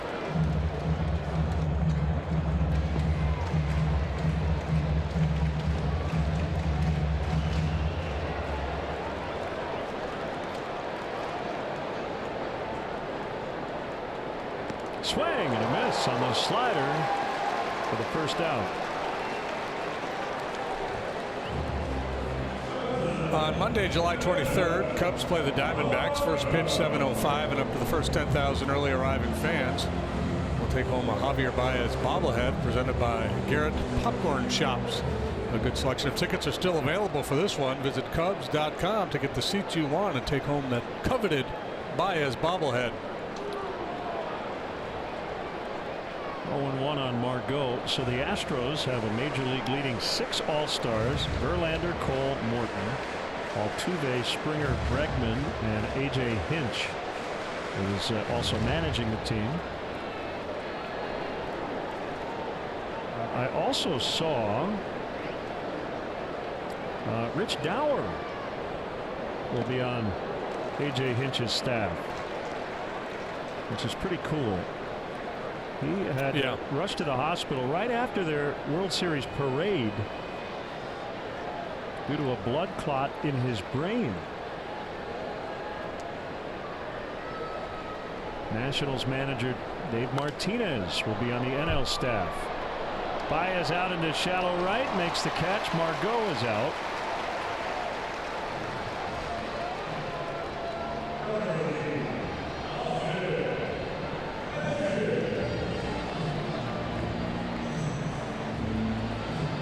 Been a tough go for Davey with the Nationals. His first opportunity to manage this at this level. High expectations. Everybody thought the Nationals would win that division.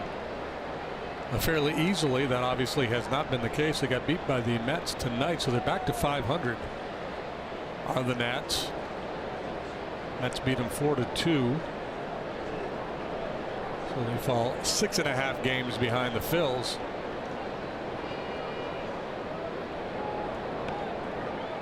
The Dodgers, with their win here last night, jumped ahead of the Diamondbacks.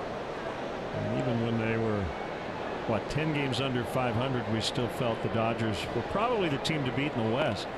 Do you feel that way about the Nationals in the East?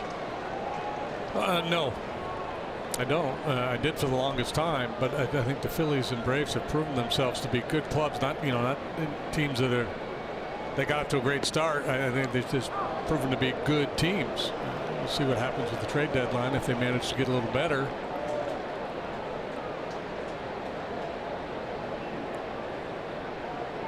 One and two to Hedges.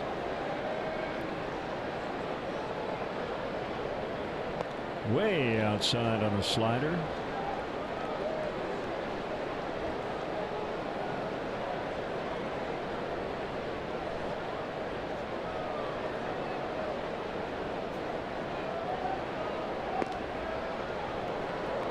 Chase Utley announced earlier today that he will retire at the end of the season. 16 of them with the Phillies and Dodgers. Ground ball into left and a base hit.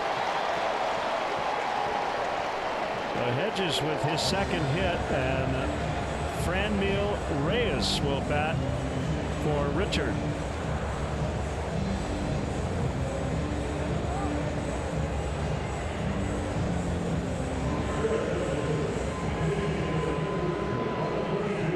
Richard with 6 innings, 3 runs, 2 earned.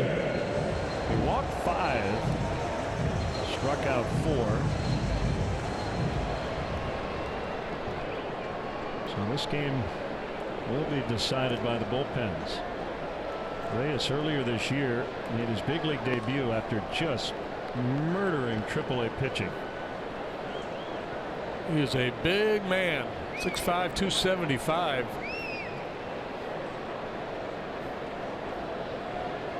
Reyes in 54 games at AAA had 15 home runs.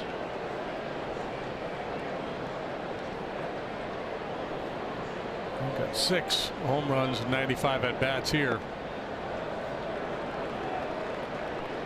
Recently turned 23. He's 6'5", 275. Pedro Serrano.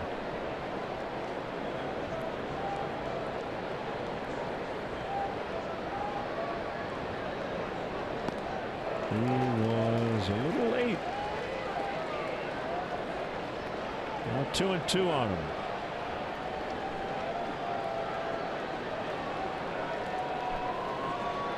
Yeah, he's also struck out 40 times in those 95 at bats while taking only 5 walks.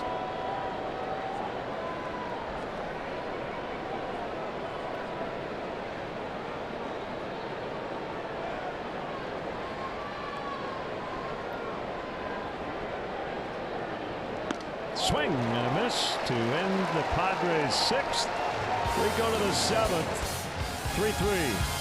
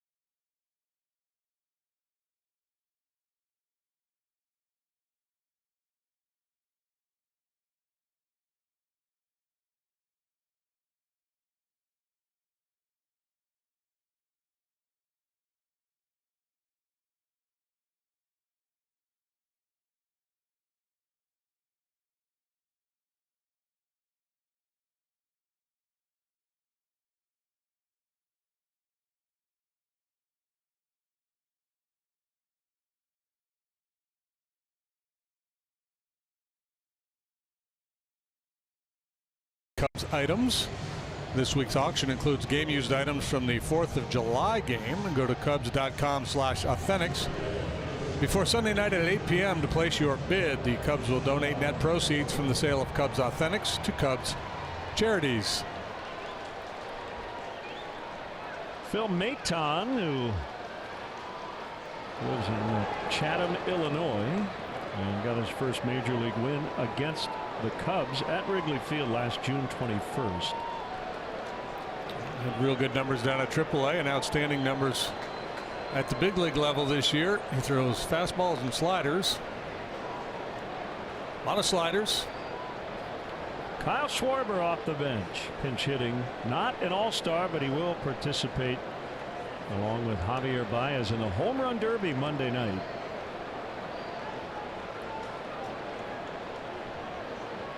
And the 1-0 hit hard on a bounce, but right to a Suaje, who gets him.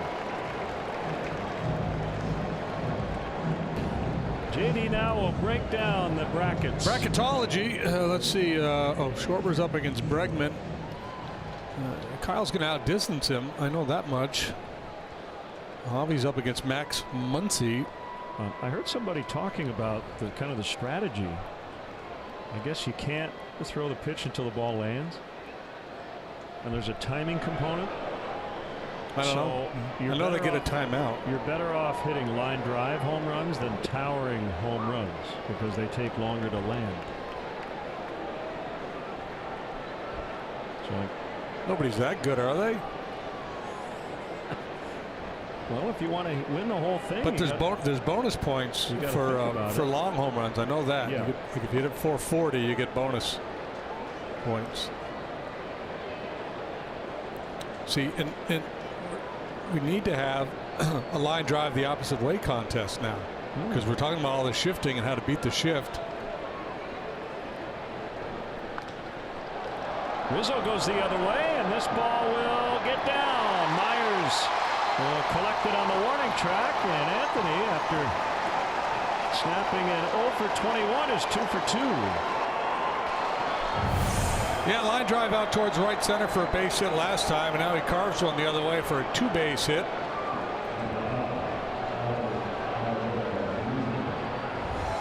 Myers does not get high marks for his defensive work in the outfield. I don't believe that was a playable ball anyway.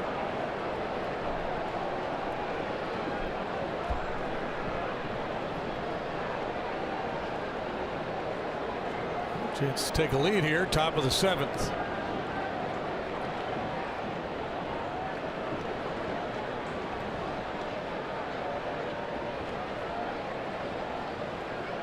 Here's a pitch to Almora.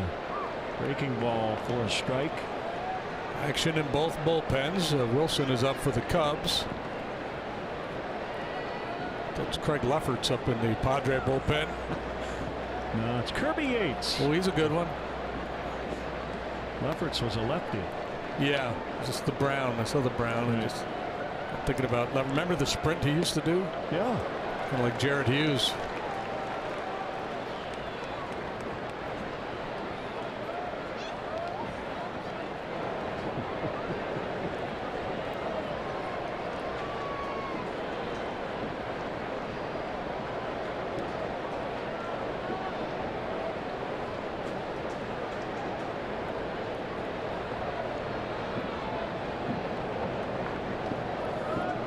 Mayton, you mentioned Chatham down there in the Springfield area.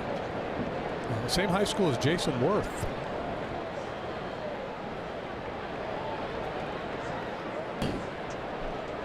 Did he announce his retirement this year too? I thought he was playing at AAA. Yeah, I knew he signed a AAA deal with the Mariners, I think. I thought I'd read where he decided to step away.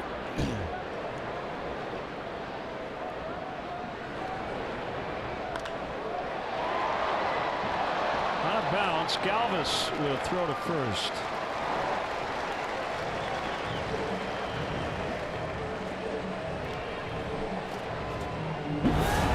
Just like we promised, now time for the Miller Lite Hold True moment. Chris Bryant with an RBI double to tie the game in the 5th.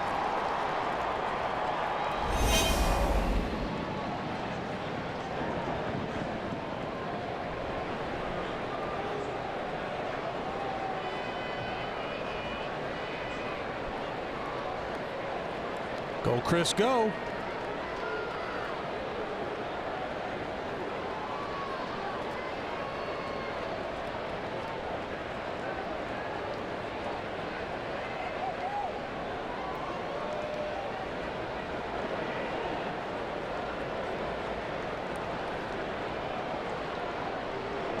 I believe you're right about Jason Worth. Galvis.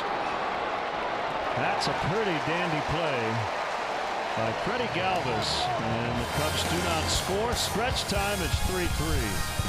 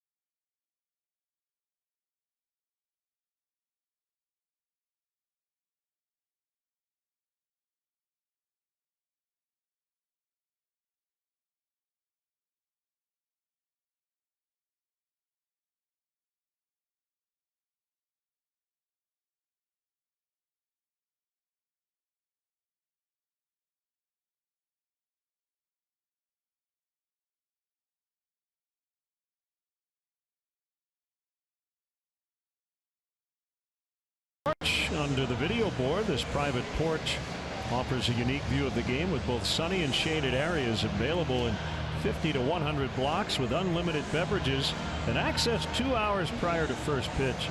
For more information, visit Cubs.com/premier.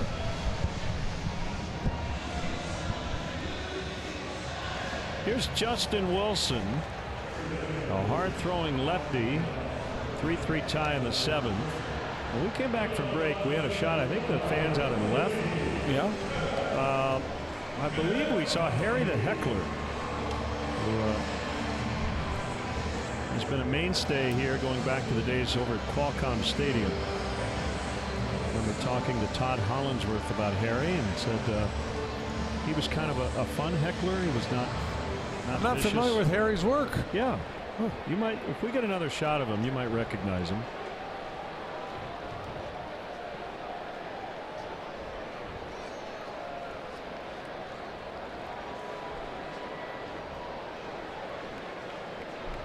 Jankowski 2 for 2, including a 2-run homer.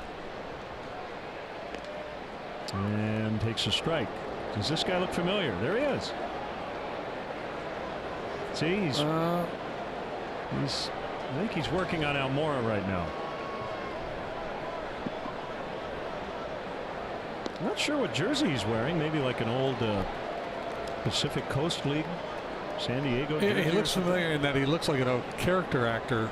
I can't pull the name out of. Geraldo Rivera a little bit.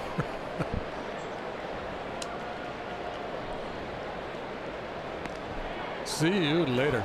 Called strike 3. That was impressive.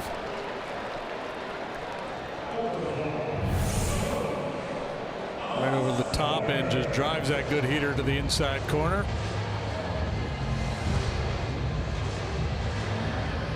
I like that Jim Wolf punch out call. That's good stuff.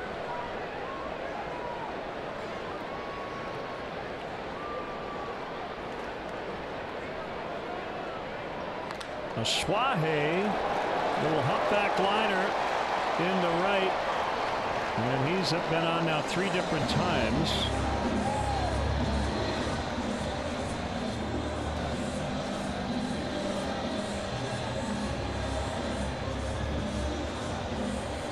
Well, that's going to do it for Wilson. Dangerous right-handed hitter Will Myers coming up.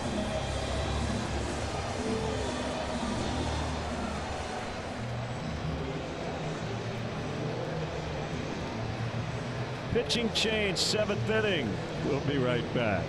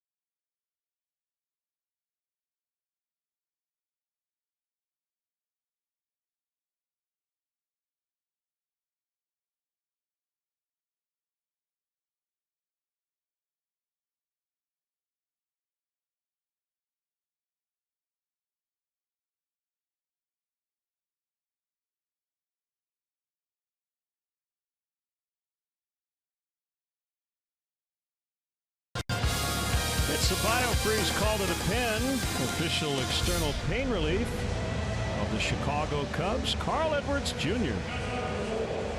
29th time for Carl. He's 2-1 with a 2.70 earned run average. He has struck out 44 men in 26 2/3. It's just eye-popping. The other day in San Francisco, he struck out the side on 12 pitches and snapped off some real nasty curveballs.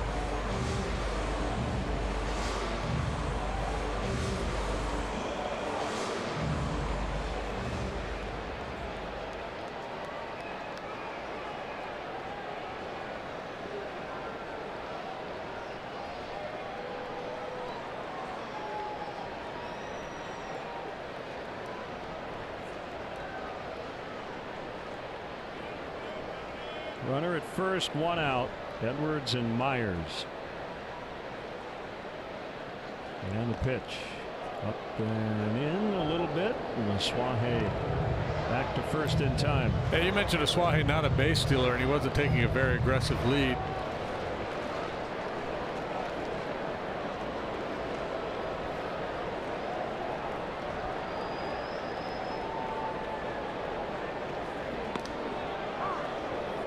That's a strike. Contreras would stay away from the curveball a little bit in this sequence for fear of a bounced breaking pitch that would move Suaje into scoring position. Carl's last appearance was maybe the most impressive of his career. Struck out the side in the 7th in San Francisco Tuesday night. Fouled out of play, and it's 1-2. Not only did he strike out the side, it just didn't look like anybody had a chance. Yeah, because we've seen him dominate with his fastball, but the fact that he threw his curveball as much as he did, it's like you could almost read the hitter's minds going, oh no, he's going to do this too.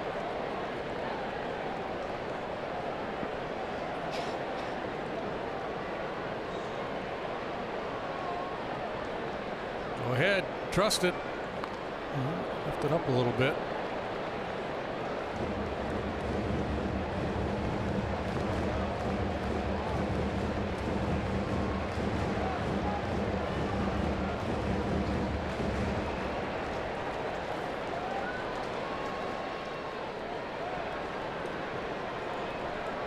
Sometimes the best time to make the adjustment is on the very next pitch. See if Contreras calls for the breaking ball again.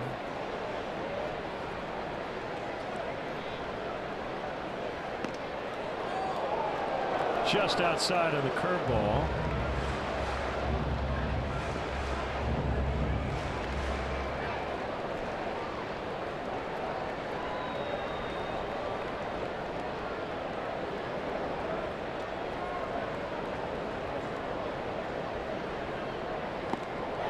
tip, strike 3.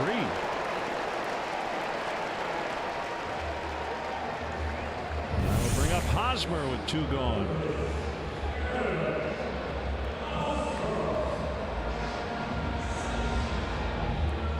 By the way, you mentioned Craig Lefferts. He actually started his career with the Cubs and traded to the Padres. Can you think of another guy who pitched as long as he did as a reliever and then became a starter right at the end of his career? I don't remember that. He made 32 starts in 1992. This is like a decade into his career. Yeah. And he had been nothing but a reliever. He made just a handful of starts. Still with the Padres? Because I was a teammate of his then that year. 92, he was with San Diego and Baltimore. Okay, because I've spent half the year here. I came here in July in 92. Might have to get out the microfiche. Yeah, I could look at some the old articles and find out just how and why that happened. I mean, he was an 80 to 100 inning guy, and in 1992 he almost threw 200 innings as a starter at age 34. Yeah. That never happens. It's a tougher breed back then. Rick Aguilera kind of ping-ponged back and forth in his career.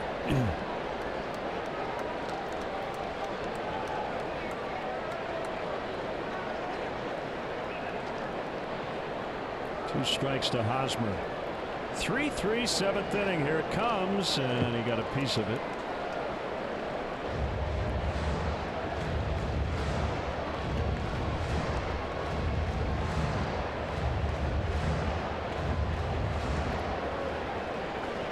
I think Carl just said bounce, as in bounce the breaking ball.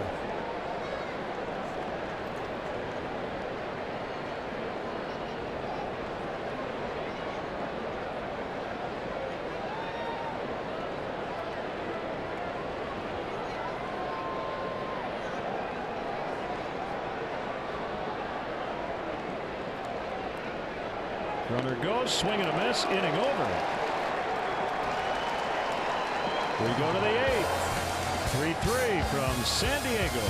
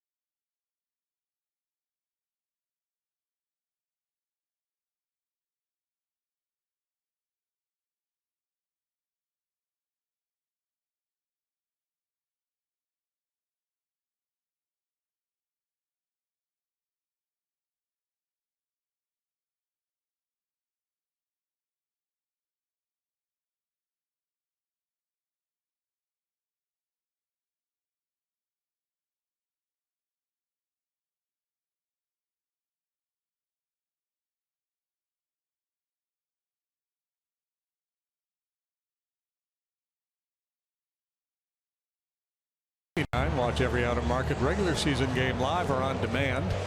Your subscription includes MLB At Bat Premium, allowing you to watch live baseball on your favorite supported devices. Blackout and other restrictions apply. Visit MLB.tv to take advantage of this sale. Kirby Yates now working for the Padres, the younger brother of Tyler Yates, former big league pitcher himself. And some here thought he should have made the All-Star team. Their closer Brad Hand did. Yates did not. Yeah, when you look at those numbers, you can see why folks think Yates should be the guy. He's been outstanding. Throwing a split finger pitch. He's getting ground balls at a rate that he has not come close to in the past. Big strikeout numbers. Good heater. Splitter, slider. Working to Javier Baez. Low and outside. Hefty home run time. Baez nearly had his 19th in his first at bat.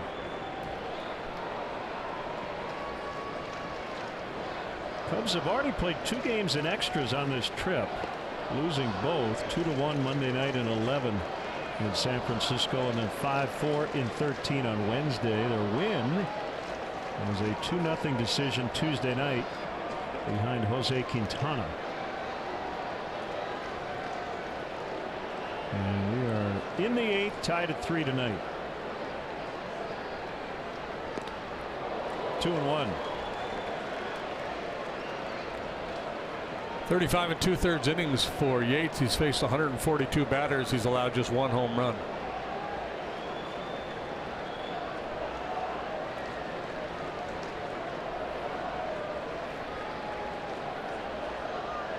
Last year he allowed 12 in 57 innings of work.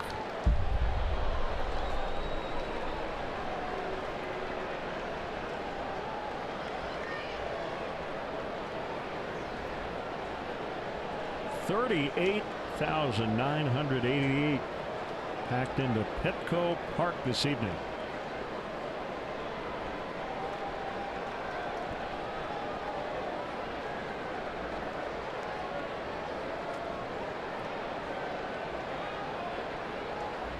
Swing and a miss. Strike 3.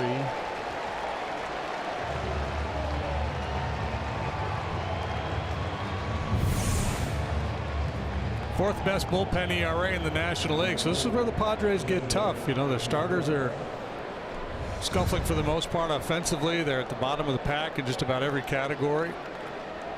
But the bullpen has been good, so they can beat you late.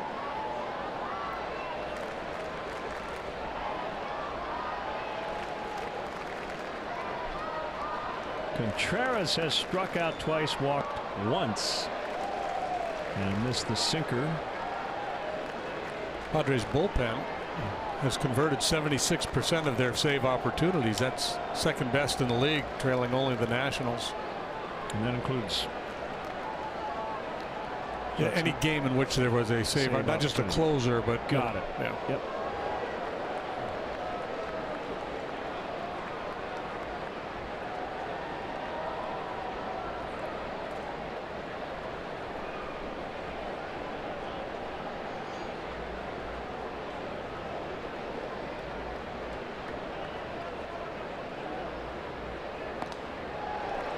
One and two. You haven't weighed in on the yellow spikes tonight.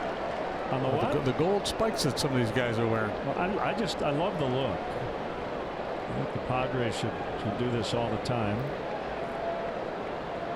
It's unique. It's their thing. It would honor their heritage going back to 1969 and the early 70s. They've changed up their look probably more than any other team over this time period. Added orange to the colors, as you see there. Then they went brown and orange. Then they went navy blue and orange. Now their main color scheme is basically just navy blue and white. But it sounds like their owner is not a huge fan of the brown in terms of a full-time look. I kind of like that look back in the late 80s, early 90s. Benito Santiago.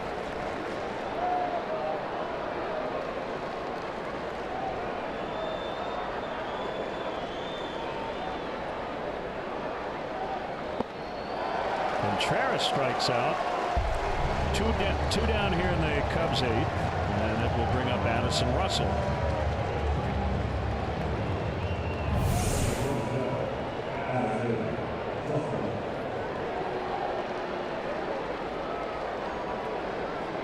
See that you get a UPS sponsorship. I mean, it'd just be perfect.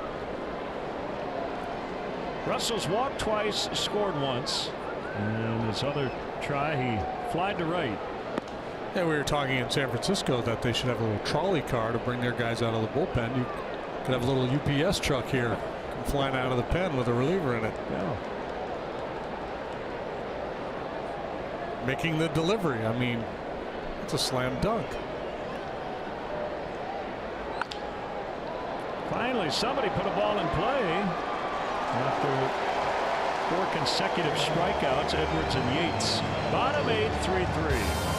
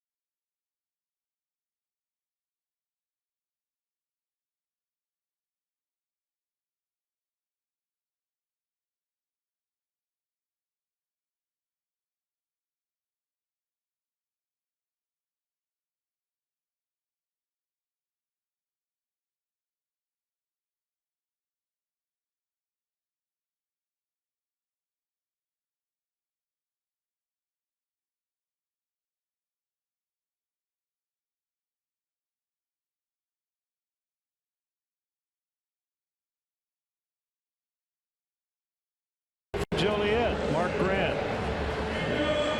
TV analyst for the Padres, and he wanted us to say hi to all of his friends and family back home. J-Town, as he says. Yes. Always good when the team mascot stops by the booth.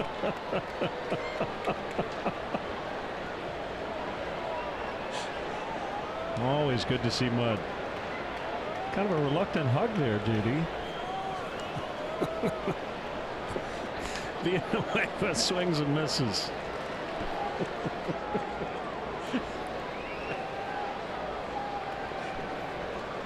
I didn't want to rev his motor too high. Well, yeah.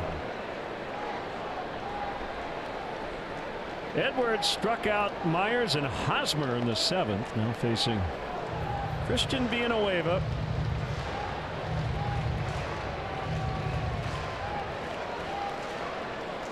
After that excellent month of April, he had an early May stretch of 0 for 37.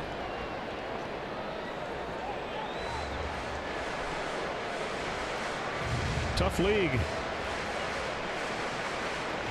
Yep, that's what happens. You have success, people start paying attention. You say, hey, we need to do a little extra homework on this guy. And dig deep, start poking and prodding and trying to find holes in that swing. Way out of the zone that time on a curveball, 2-2. Yeah, that's the one he was featuring in San Francisco the other night. Last inning, didn't quite have that good sharp action on it. Got the job done, but that's what we saw the other night, that last one. Swing and a miss. 3 batters, 3 strikeouts.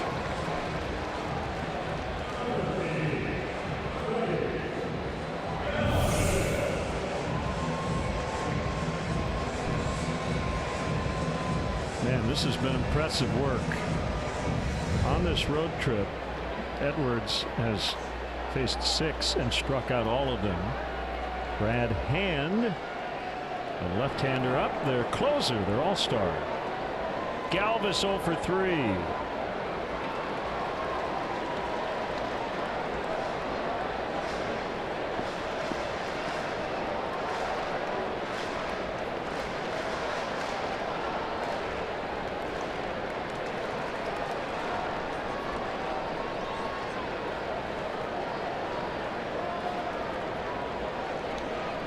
Here it is. Just missed on the curve. Well, the off day came at a really good time after that extra inning affair in San Francisco on Wednesday. 13 innings, 11 innings on Monday. James Norwood took the loss in his major league debut, but that loss came in his second inning of work, and he impressed his teammates. It was pretty good stuff. He was throwing 98.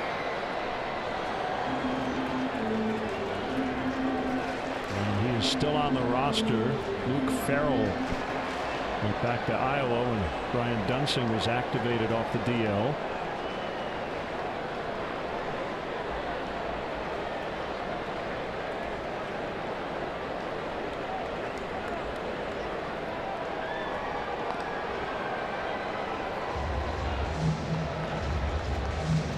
Two count on Galvis.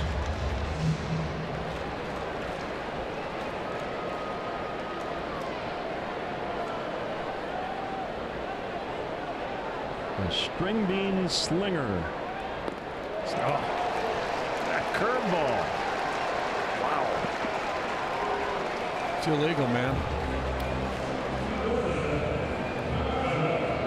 So he's punched out 7 in a row, right? Struck out the side in San Francisco. 4 here tonight. That's 7 on the trip.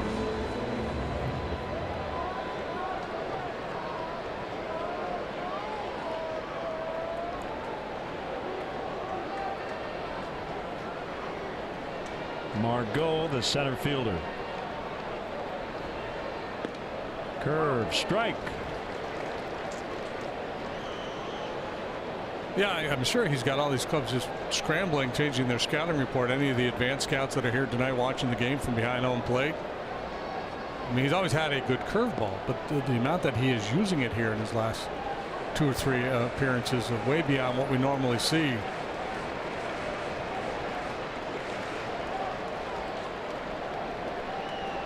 Cubs made a couple of deals with the Rangers. The one that brought Kyle Hendricks and Christian Villanueva for Ryan Dempster. And then the deal that sent Matt Garza the other way. That one laced fair. Margot around first, headed to second. I think he lost sight of the ball off the bat. And didn't really get a good break, but he's got a double with 2 outs.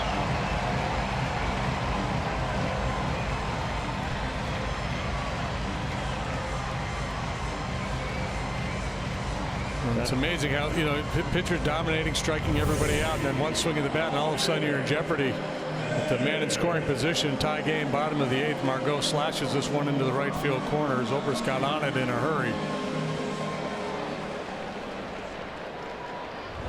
That Garza deal brought the following return: Justin Grimm, Mike Olt,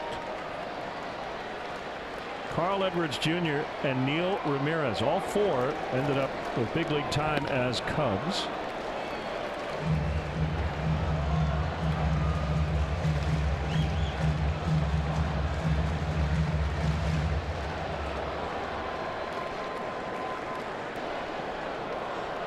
Hedges 2 for 3. Jim Hickey on the phone to the bullpen. And the 1-0 to Hedges. He is low. Jose Perella is on deck. Pinch hitter. Right-handed bat. And the pitcher spot. Normally you wouldn't be too worried about Hedges, but 2 hits tonight, and he's been swinging a hot bat here in the month of July. I think Dunsing getting ready for Jankowski Aswahe. If this inning continues beyond the pinch hitter Perella.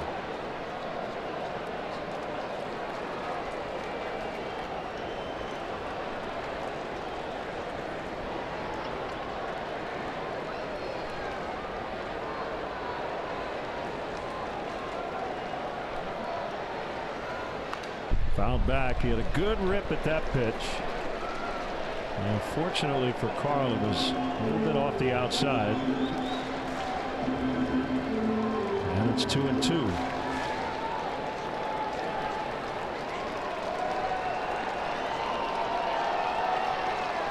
Be tempted to shorten up a little bit for him in center and in right, especially with 2 strikes.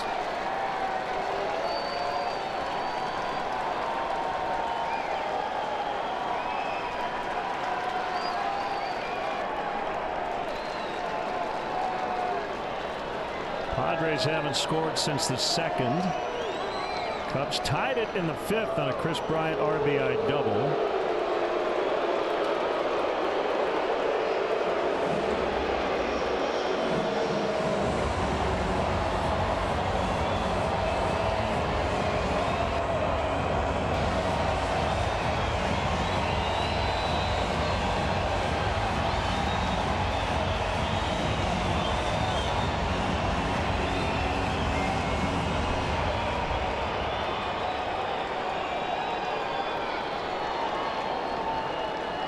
Hedges has struck out 34% of his plate appearances.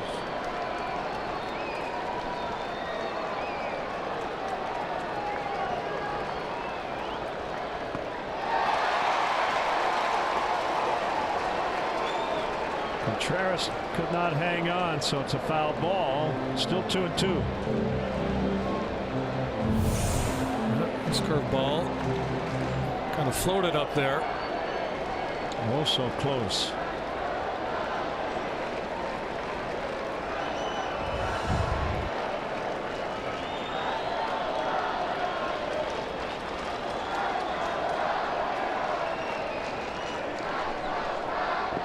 In the dirt.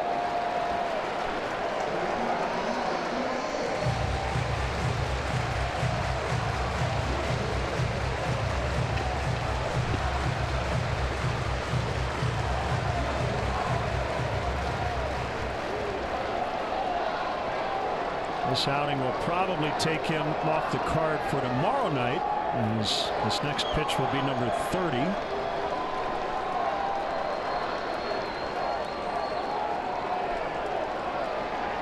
Bottom of your screen, that's a go-ahead run, Margot, and a 3-2 to Hedges is pulled foul to left.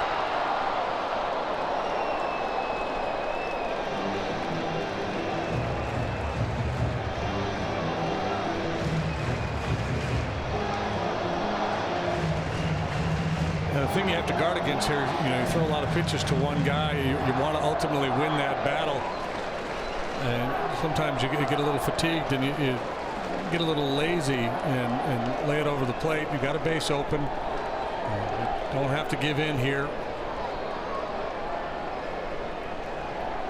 8th pitch of the sequence on its way, and a base hit, and the Padres will take the lead.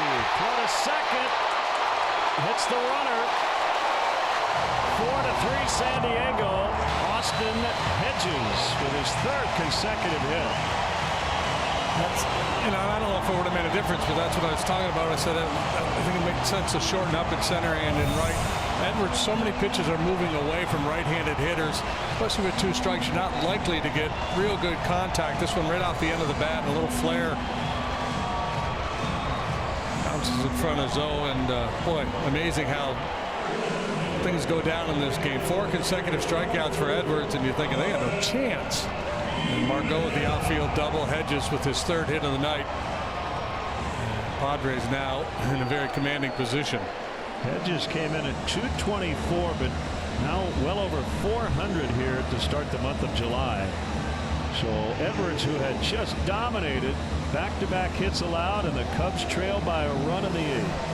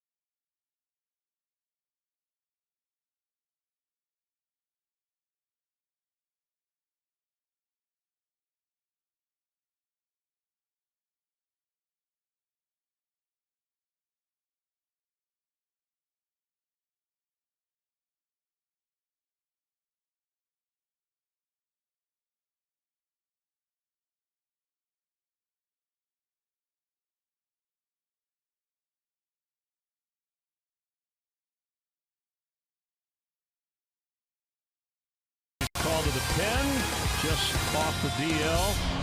It is left-hander Brian Dunsing. He was dealing with some shoulder fatigue, and he's back, and he'll face Jose Pirela, the pinch hitter.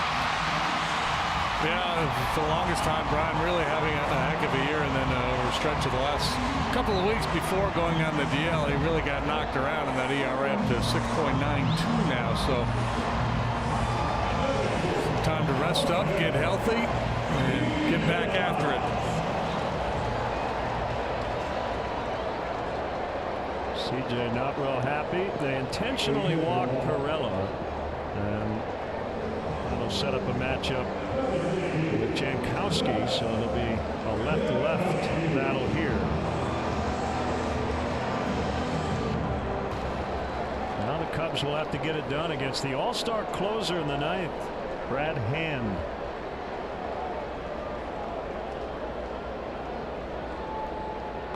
Jankowski bunts. The ball came back up and hit him. It's foul. Jankowski at 175 against left-handed pitching this year, 7 out of 40.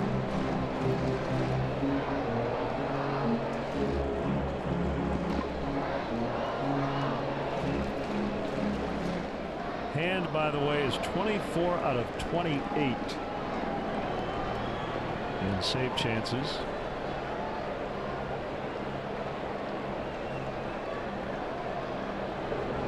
And if I asked you for a list of all-stars in 2016 or 2017 and 2018, I don't know the amount of guys on the list. I'm guessing he would be the one guy you'd struggle to name. That was on both teams? Yeah. He's been an all-star in the last 2 years.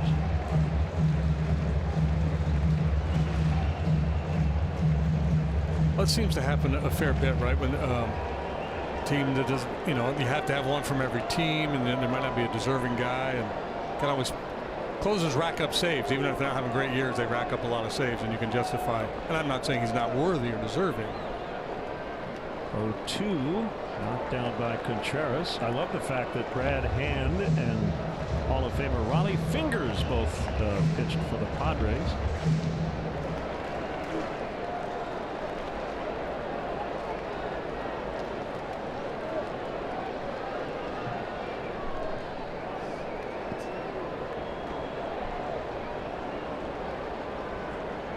Jim Palmer, however, did not. Correct.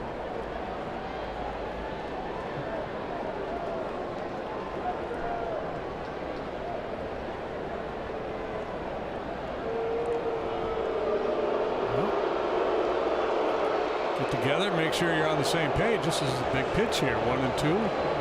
Couple guys on base, one in scoring position.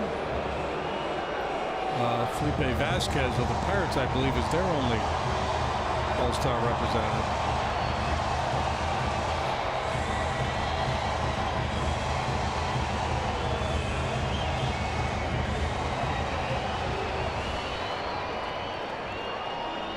No, Mike Williams, the Pirates years ago went. He had like a 6-something earned run average, but he had a lot of saves. That could be fouled off.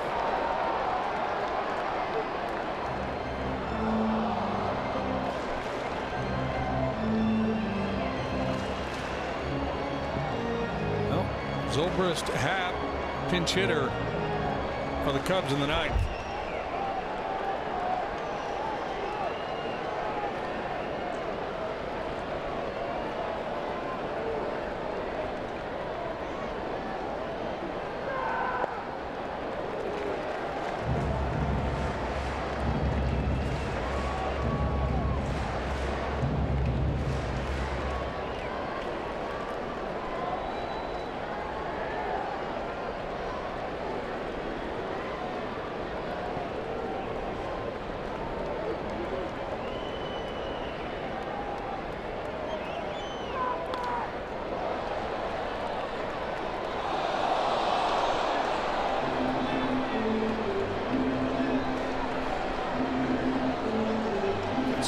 Batting and Mr. Hand in the bullpen.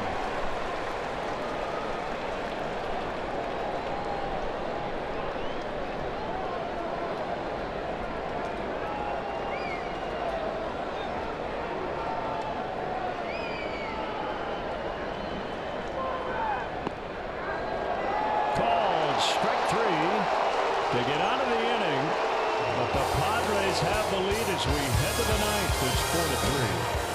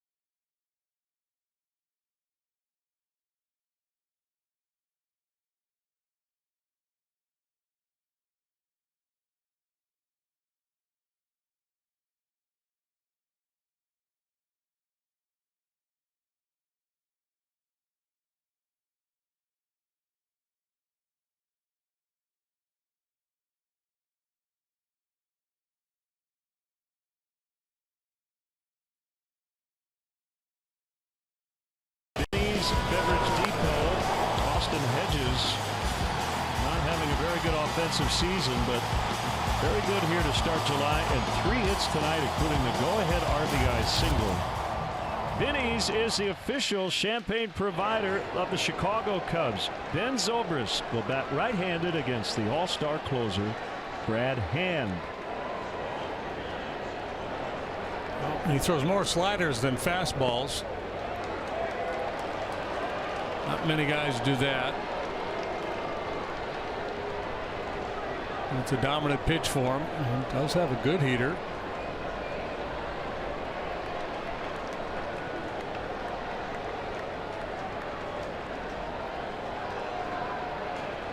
Here's a 1-0 to Zobrist. Look out. Bat went flying and nearly hit the on-deck batter, Ian Happ.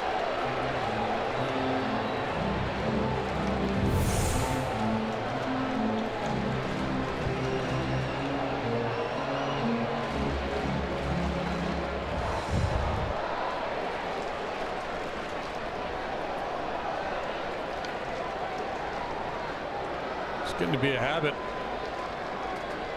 2-1, 2-zip, 5-4 the scores in the San Francisco series. Here we got another tight one, 4-3, top of the ninth.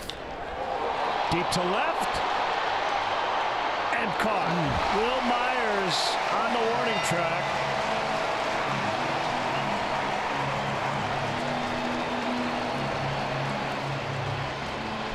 A loud first out here in the ninth.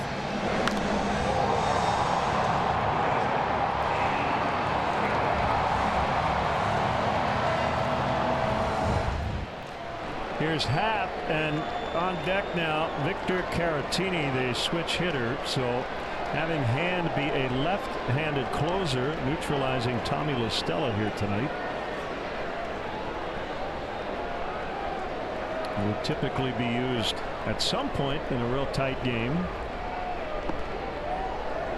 And outside for ball 1.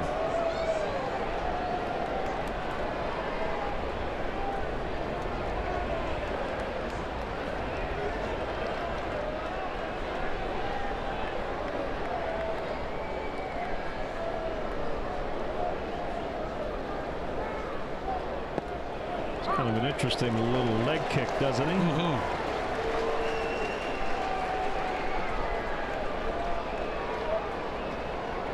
Former Marlin.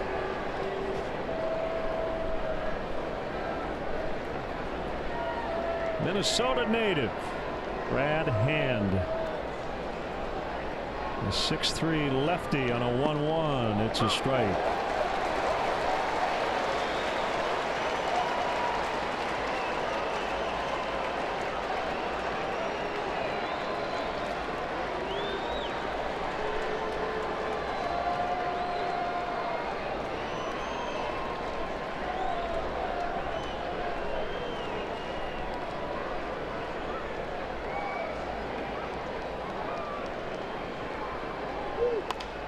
back to the mound. And the Cubs are 1 out away from suffering their 3rd last at-bat loss on this road trip. And it will be the pinch hitter, Caratini. Came here last year and were swept in the 3-game set. They got swept on that whole trip. Yeah, that's right. In LA and San Diego. Yep.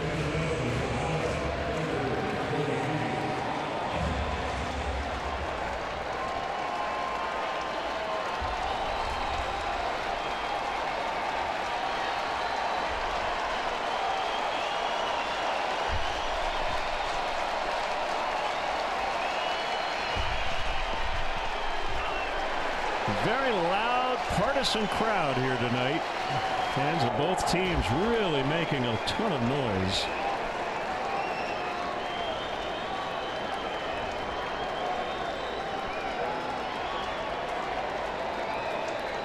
One strike on Caratini. And this is a lot like those games in Milwaukee where you have a huge Cub contingent and it gets the home fans to maybe be a little louder than they typically would. Yep. They respond to the Cub fans, and it just went to a similar series here with the Dodgers in town.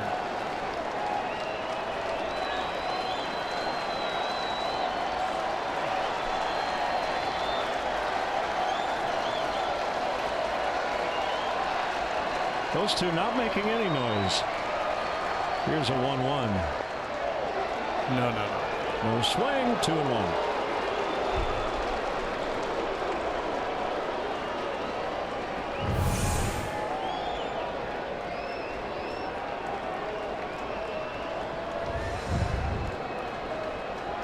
Right-handed batters hitting .236 against hand. Lefties just .130. 4 of the 5 home runs is given up have come to right-handed batters.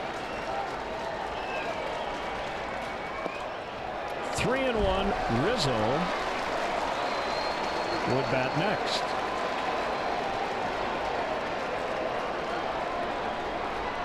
It's not a time to be passive if you're Victor.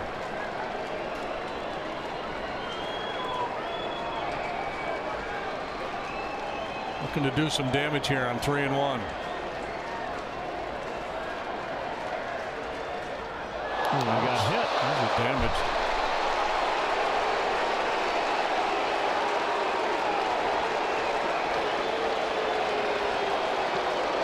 And Jason Hayward will run for him.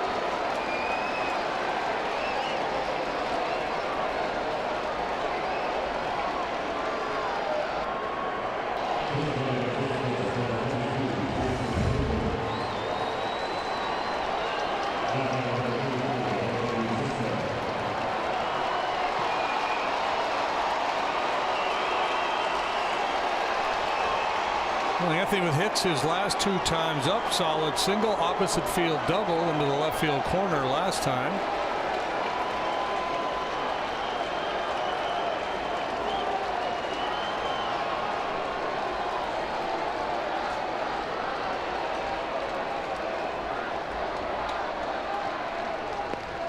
Ball 1. Cubs have had a lot of come from behind wins this year.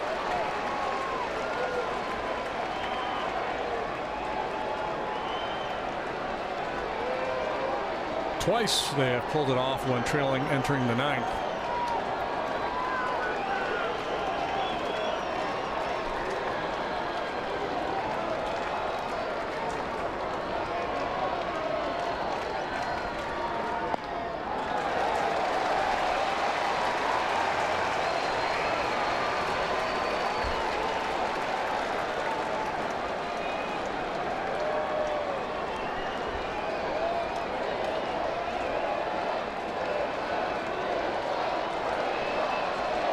Very deep in the outfield.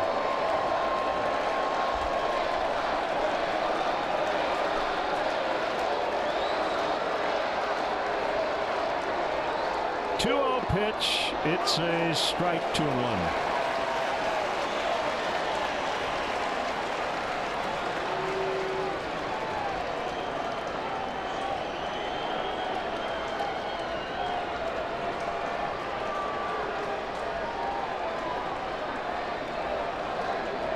Padres grab the lead on the Hedges RBI single in the 8th of Carl Edwards Jr. Long pause at the set. 3-1.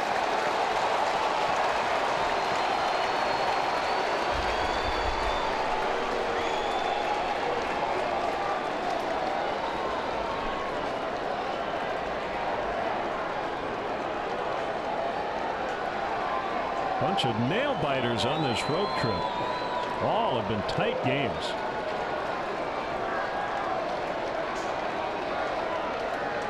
Hayward the runner at first. And here's a 3-1. Strike 2.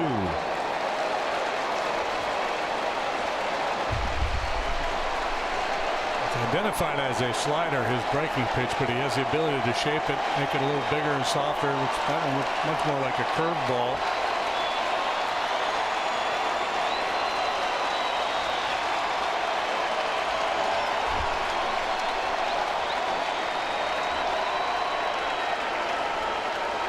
Hayward will go here on a full count. Hosmer plays behind him. And a drive out of the left center. That ball will get down. Hayward around third. He's going to score. We're tied. Anthony Rizzo comes through. What a night he's had from the leadoff spot. Best leadoff man in history does it again.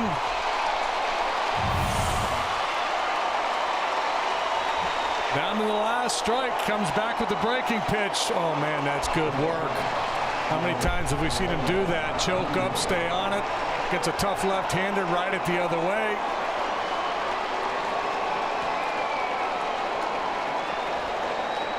Down to their final strike. Anthony Rizzo with a game-tying double. No chance to grab the lead.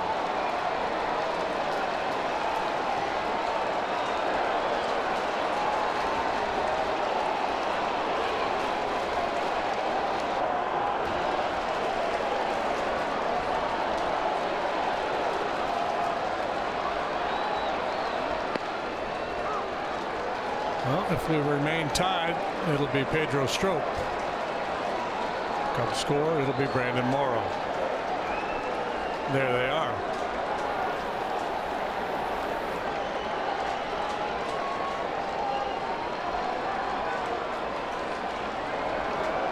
Albert's got 2 hits already tonight. First 2 times up, pair of singletons.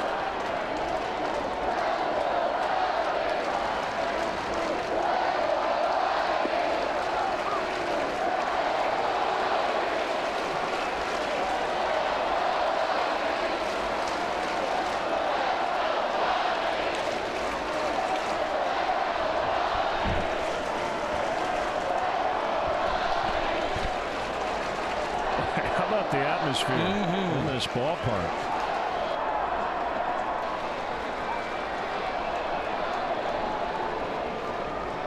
Two strikes on Almora.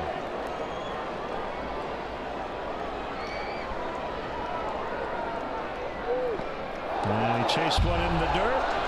That'll be it. The Cubs tie it up. And we'll go to the bottom of the 9th.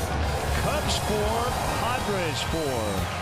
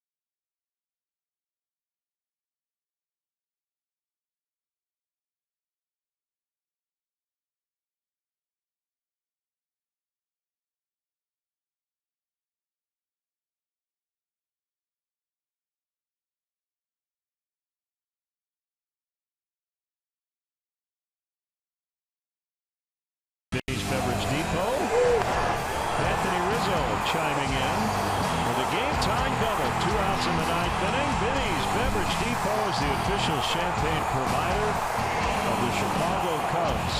So Austin Hedges got Rizzo'd, kind of like Willie McGee did in the Rhino game. Yeah. Upon further review, well, it's Pedro Strop out of the bullpen. Follows Cishek, Wilson, Edwards, and Dunsing. He's pitching for the 39th time. Carries a 3-1 record out there and a 241 earned run average.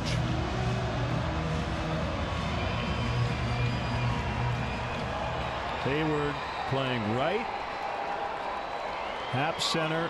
Zobrist left. Now Moore is out. Carlos Asuaje. A strike. Went after the slider in the dirt.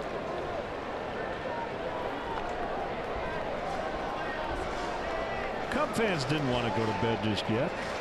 No, my goodness, it's Friday night. It's not even 12:30.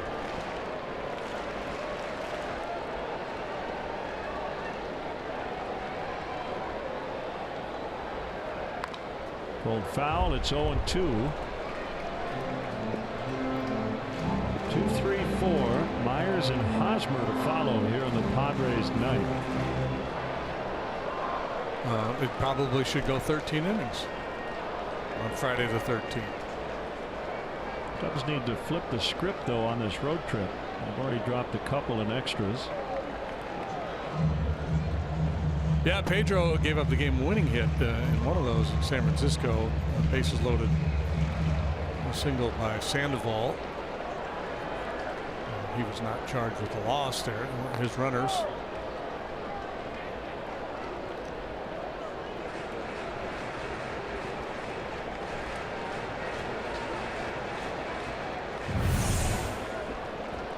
This is a road game. That was after Anthony's double to tie the game.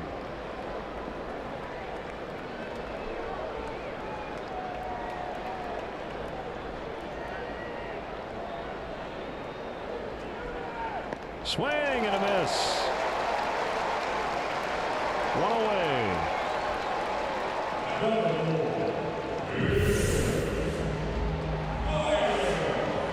Two-seamer, real good running action on that heater from Strop.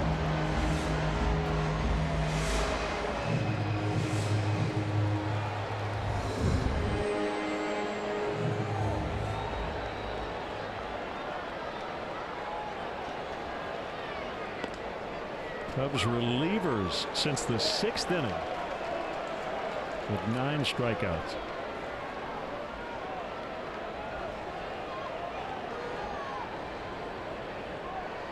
Make that now 10. No, it's not. Let's see. 1, 2, 3, 4, 5, 6, 9. Check your math before you turn in your paper.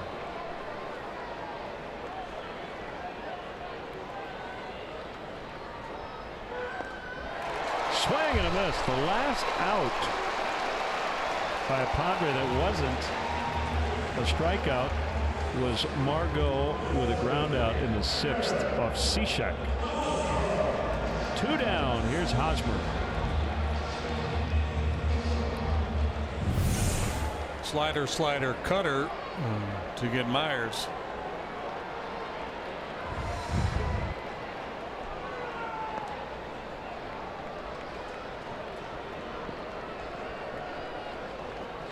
Now Margot popped out to Baez. Back in the 6th. The last 9 Padre outs, strikeouts. 1-1. Yeah, and it's, I mean, they strike out more than anybody in the league, but we see it pretty much every night with so many big arms coming out of major league bullpens these days. Pace to have more strikeouts than hits for the first time in the history of the game.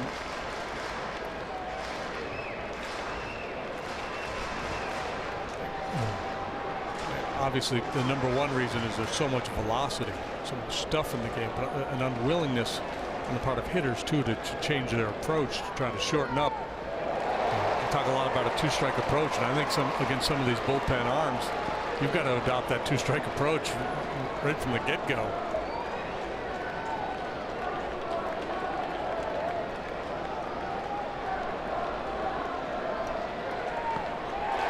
He just struck out the side, and that'll send us to the 10th inning, tied at 4.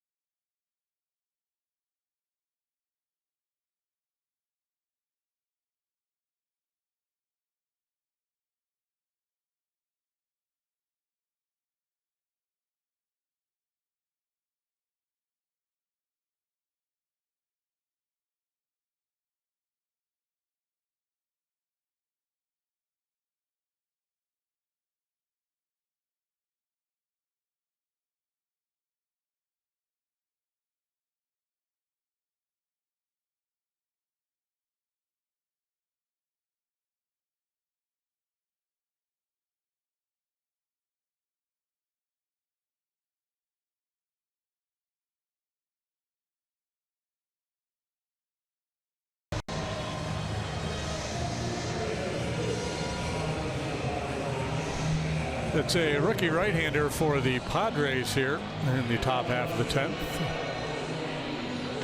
Adam Simber is a lanky guy. 6'4", $180. Got a lot of energy bouncing around out there. He's got a drop-down delivery. Figure would be tough on right-handed hitters.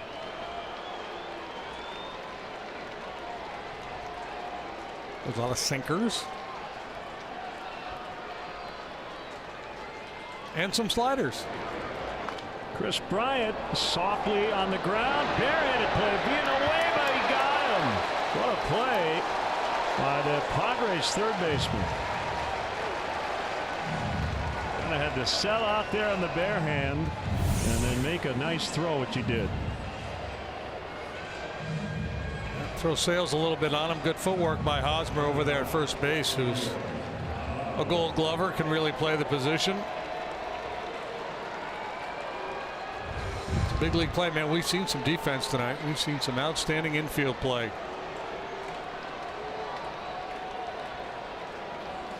Baez with one out, nobody on.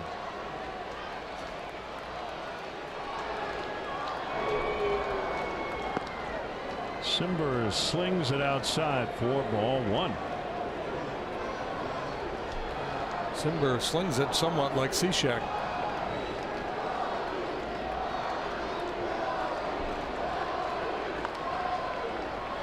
Again, Villanueva, and it hits the bag. He had to let it go. Baez with an infield single.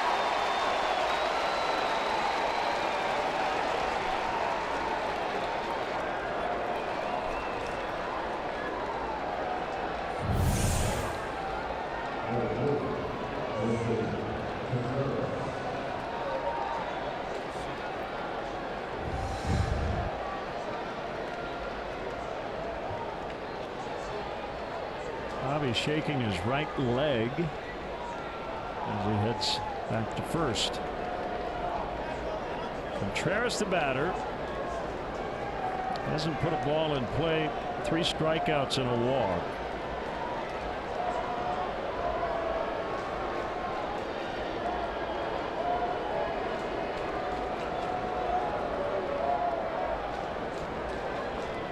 Sometimes I wonder if he's deking the other team.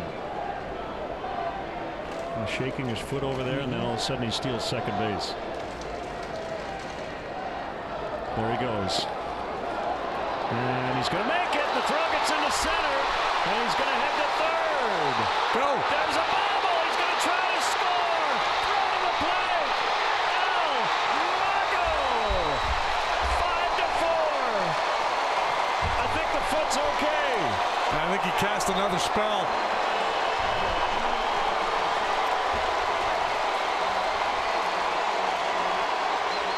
A roller that hits the bag. Stolen base, errant throw, and it was right about that time that I think he decided to break out the magic wand and put the spell on the center fielder, Margot.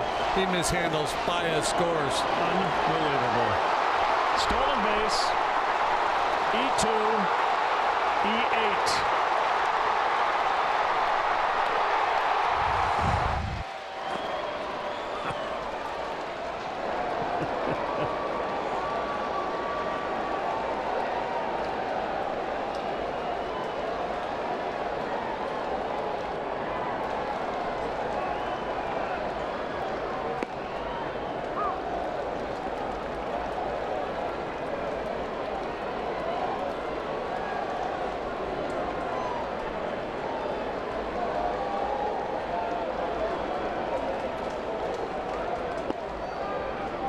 Two and two on Contreras.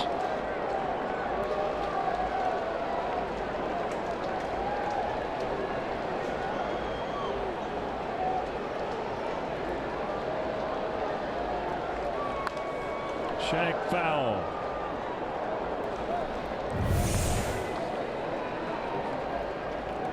He pops up short of the bag and then just a little toe tap on top and looks back to make sure that he got it, and peeking over his shoulder the whole way, assessing the play. Ground ball to Aswahe.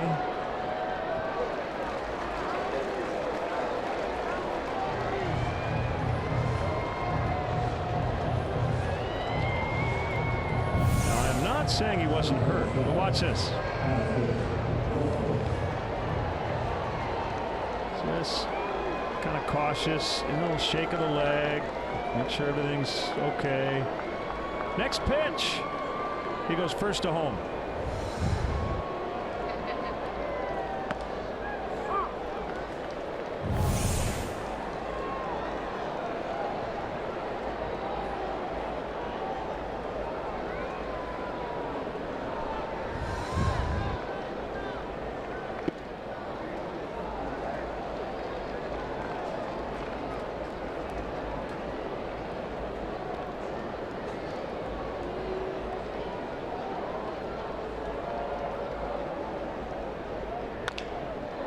Chopper to Aswahe. Former Padre Brandon Morrow will be summoned after Almago did it again. 5-4 in the 10th.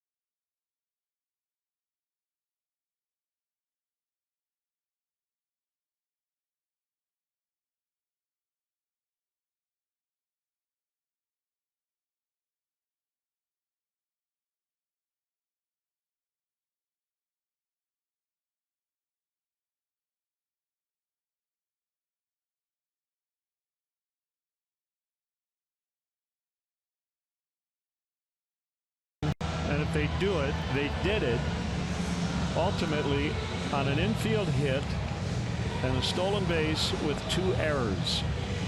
And it all happened in the 10th with Javier Baez right in the middle of it. And oh yeah, Anthony Rizzo tied the game with a 2-out, 3-2 double in the 9th. Yeah, it all started with 2 outs, nobody on in the 9th. And Caratini hit in the leg with a 3-1 pitch, and then Rizzo with the 2-out, 3-2 double to tie the ball game. So, unlikely scenario, but a great opportunity now as Morrow comes on for the 34th time in search of his 21st save. He's 20 out of 22 in saves with a 1.57 earned run average.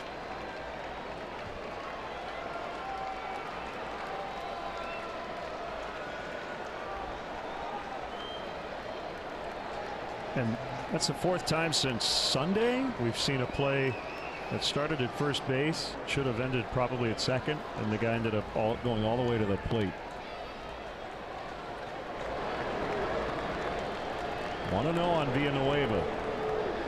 0 for 4, but he's got 18 home runs. 0 for 5, or check that, 0 for 4 going in. And the Padres just keep swinging and missing. Cishek struck out 2. Wilson struck out 1 of the 2 he faced. Edwards fanned 4 in a row. Dunsing with a strikeout. Strop fanned the side in the 9th. 2-0. Strike. Top of the zone. Villanueva thought it was high. Borderline. A lot of the borderline pitches have gone the pitcher's way tonight. A lot of one's down around the knees and off that outside edge. Missed on a slider. It's 3-1. Freddie Galvis and Manuel Margot also due.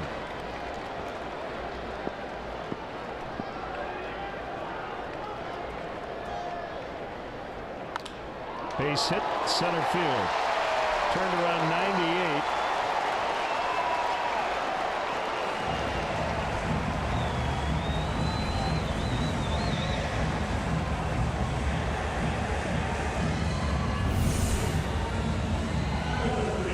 Number 10 for the Padres tonight.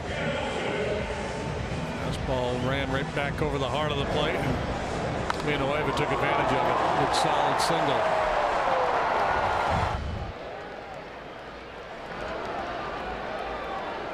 Cubs got the lead on an unearned run. The Padres had the tying run at first with nobody out. Popped up by Galvis. Baez made sure Galvis ran it out.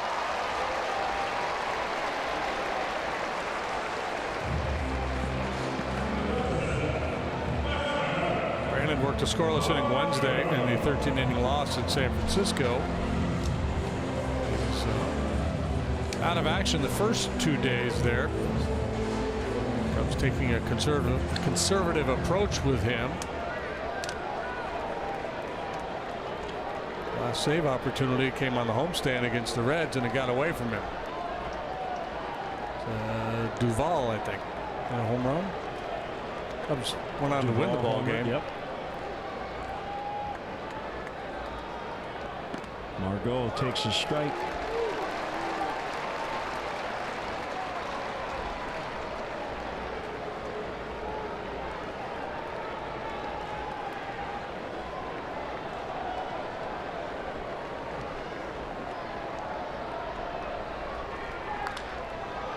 Step on first, throw to second, hits the runner. Villanueva gets hit by that throw in the lower back. So he's at second with 2 outs.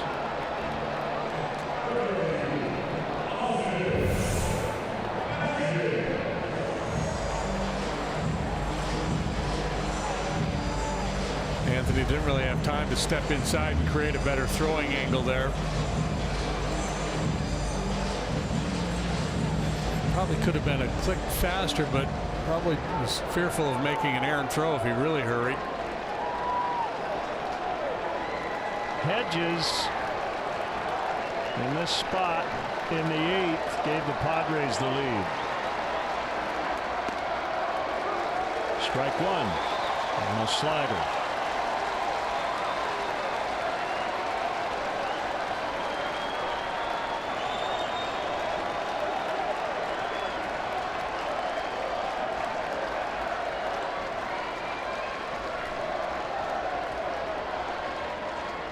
Down to the right side twice tonight, including that run scoring single in the 8th. And again, it wouldn't be a bad idea to shorten up a little bit on him.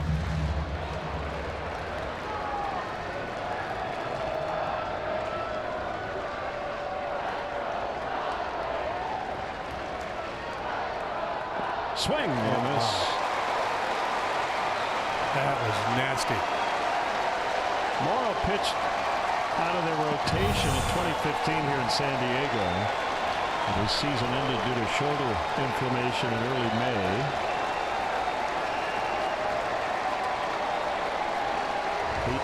Relief appearances in 2016.